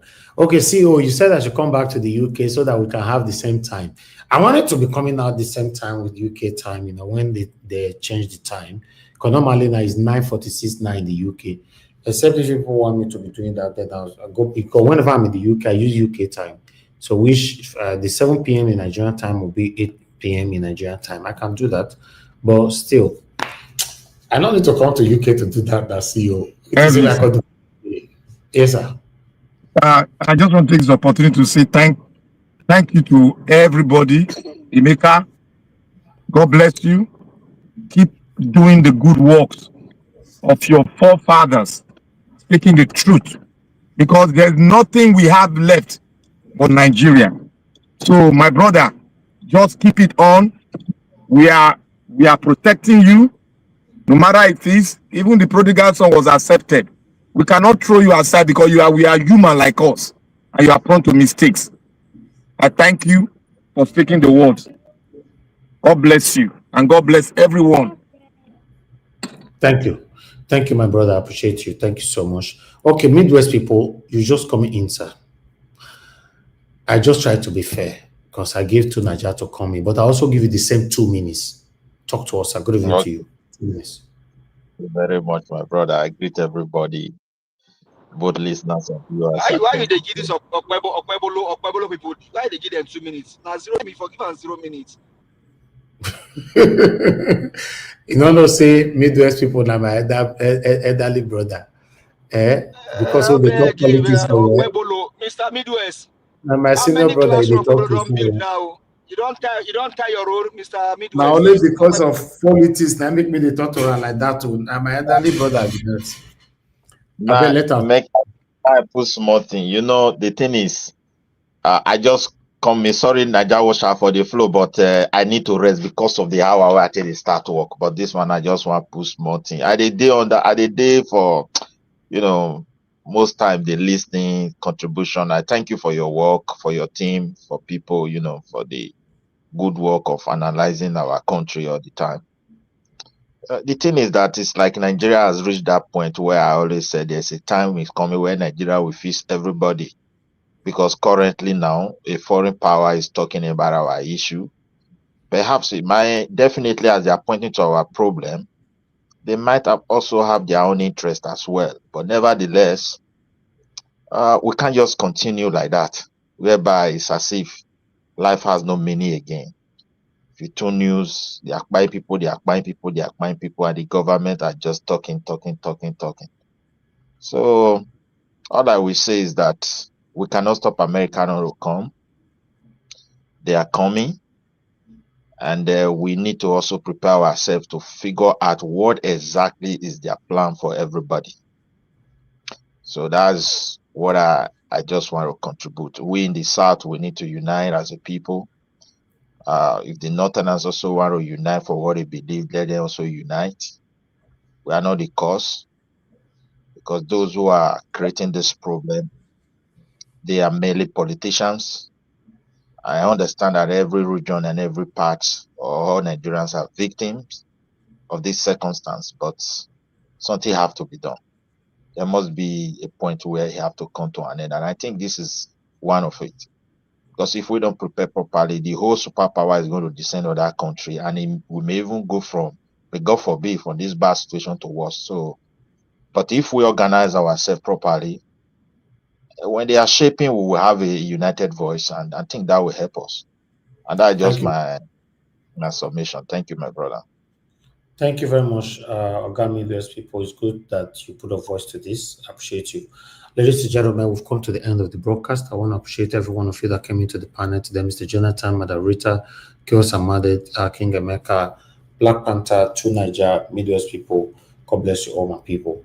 Thank you. Those of you that's watched the channel, Mr. Joseph OG twice, and thank you very much, Madam Suberry. I'm very, very grateful. And thank you, Madam Gina, for the support through paper. I'm very, very grateful. God bless you all.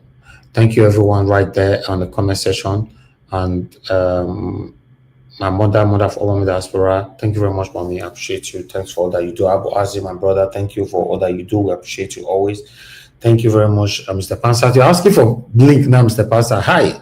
And tomorrow, I go send you that link. I swear, I go send you tomorrow. Okay, see you. Thank you very much. Love Maduka. Hi, Keshuko, my brother. Then, who again? Marapeg Modi. Thank you very much, man. Is there one go? It's been a while. Where you this since? I will not be our. Is there one go with that? Thank you very much, Michael Abba. Thank you, my wonderful people. And God bless you now. And Stella Masaredo, Mr. Pansat, thank you. Yes, Mr. Pansat, I'll send you a link tomorrow. Thank you, Mr. Joseph OG. So, Mr. Elvin, tell me calling now. No time. Even call is not possible anymore today. You know, he said, Mr. Elvis, did you know that the US just said that they did not inform DSS and authorities that there's going to be an attack in Airwater, Benue State? Anyway, let's expatiate on that for tomorrow broadcast. Everyone that called into the show, Madam Origin, Madam Deborah, again, Tony Africa, and many others, you know, Gam Magnus, plenty will call in today. Even Black Panther called in, and God will bless all of you now. Thank you so much. But allow us to end the show right now so that we can put ourselves together to come back again tomorrow, 7 p.m. If we can, we'll put out a pre-recorded video for you out there. You know, despite that the guy, whoever that messed up the what is it called, the music, the copyrighted or whatever I'm still going to play this. This is the same broadcast, but I won't play it anymore after today. I'll play the same music again for the release of Mazina. No case against me, and they know it.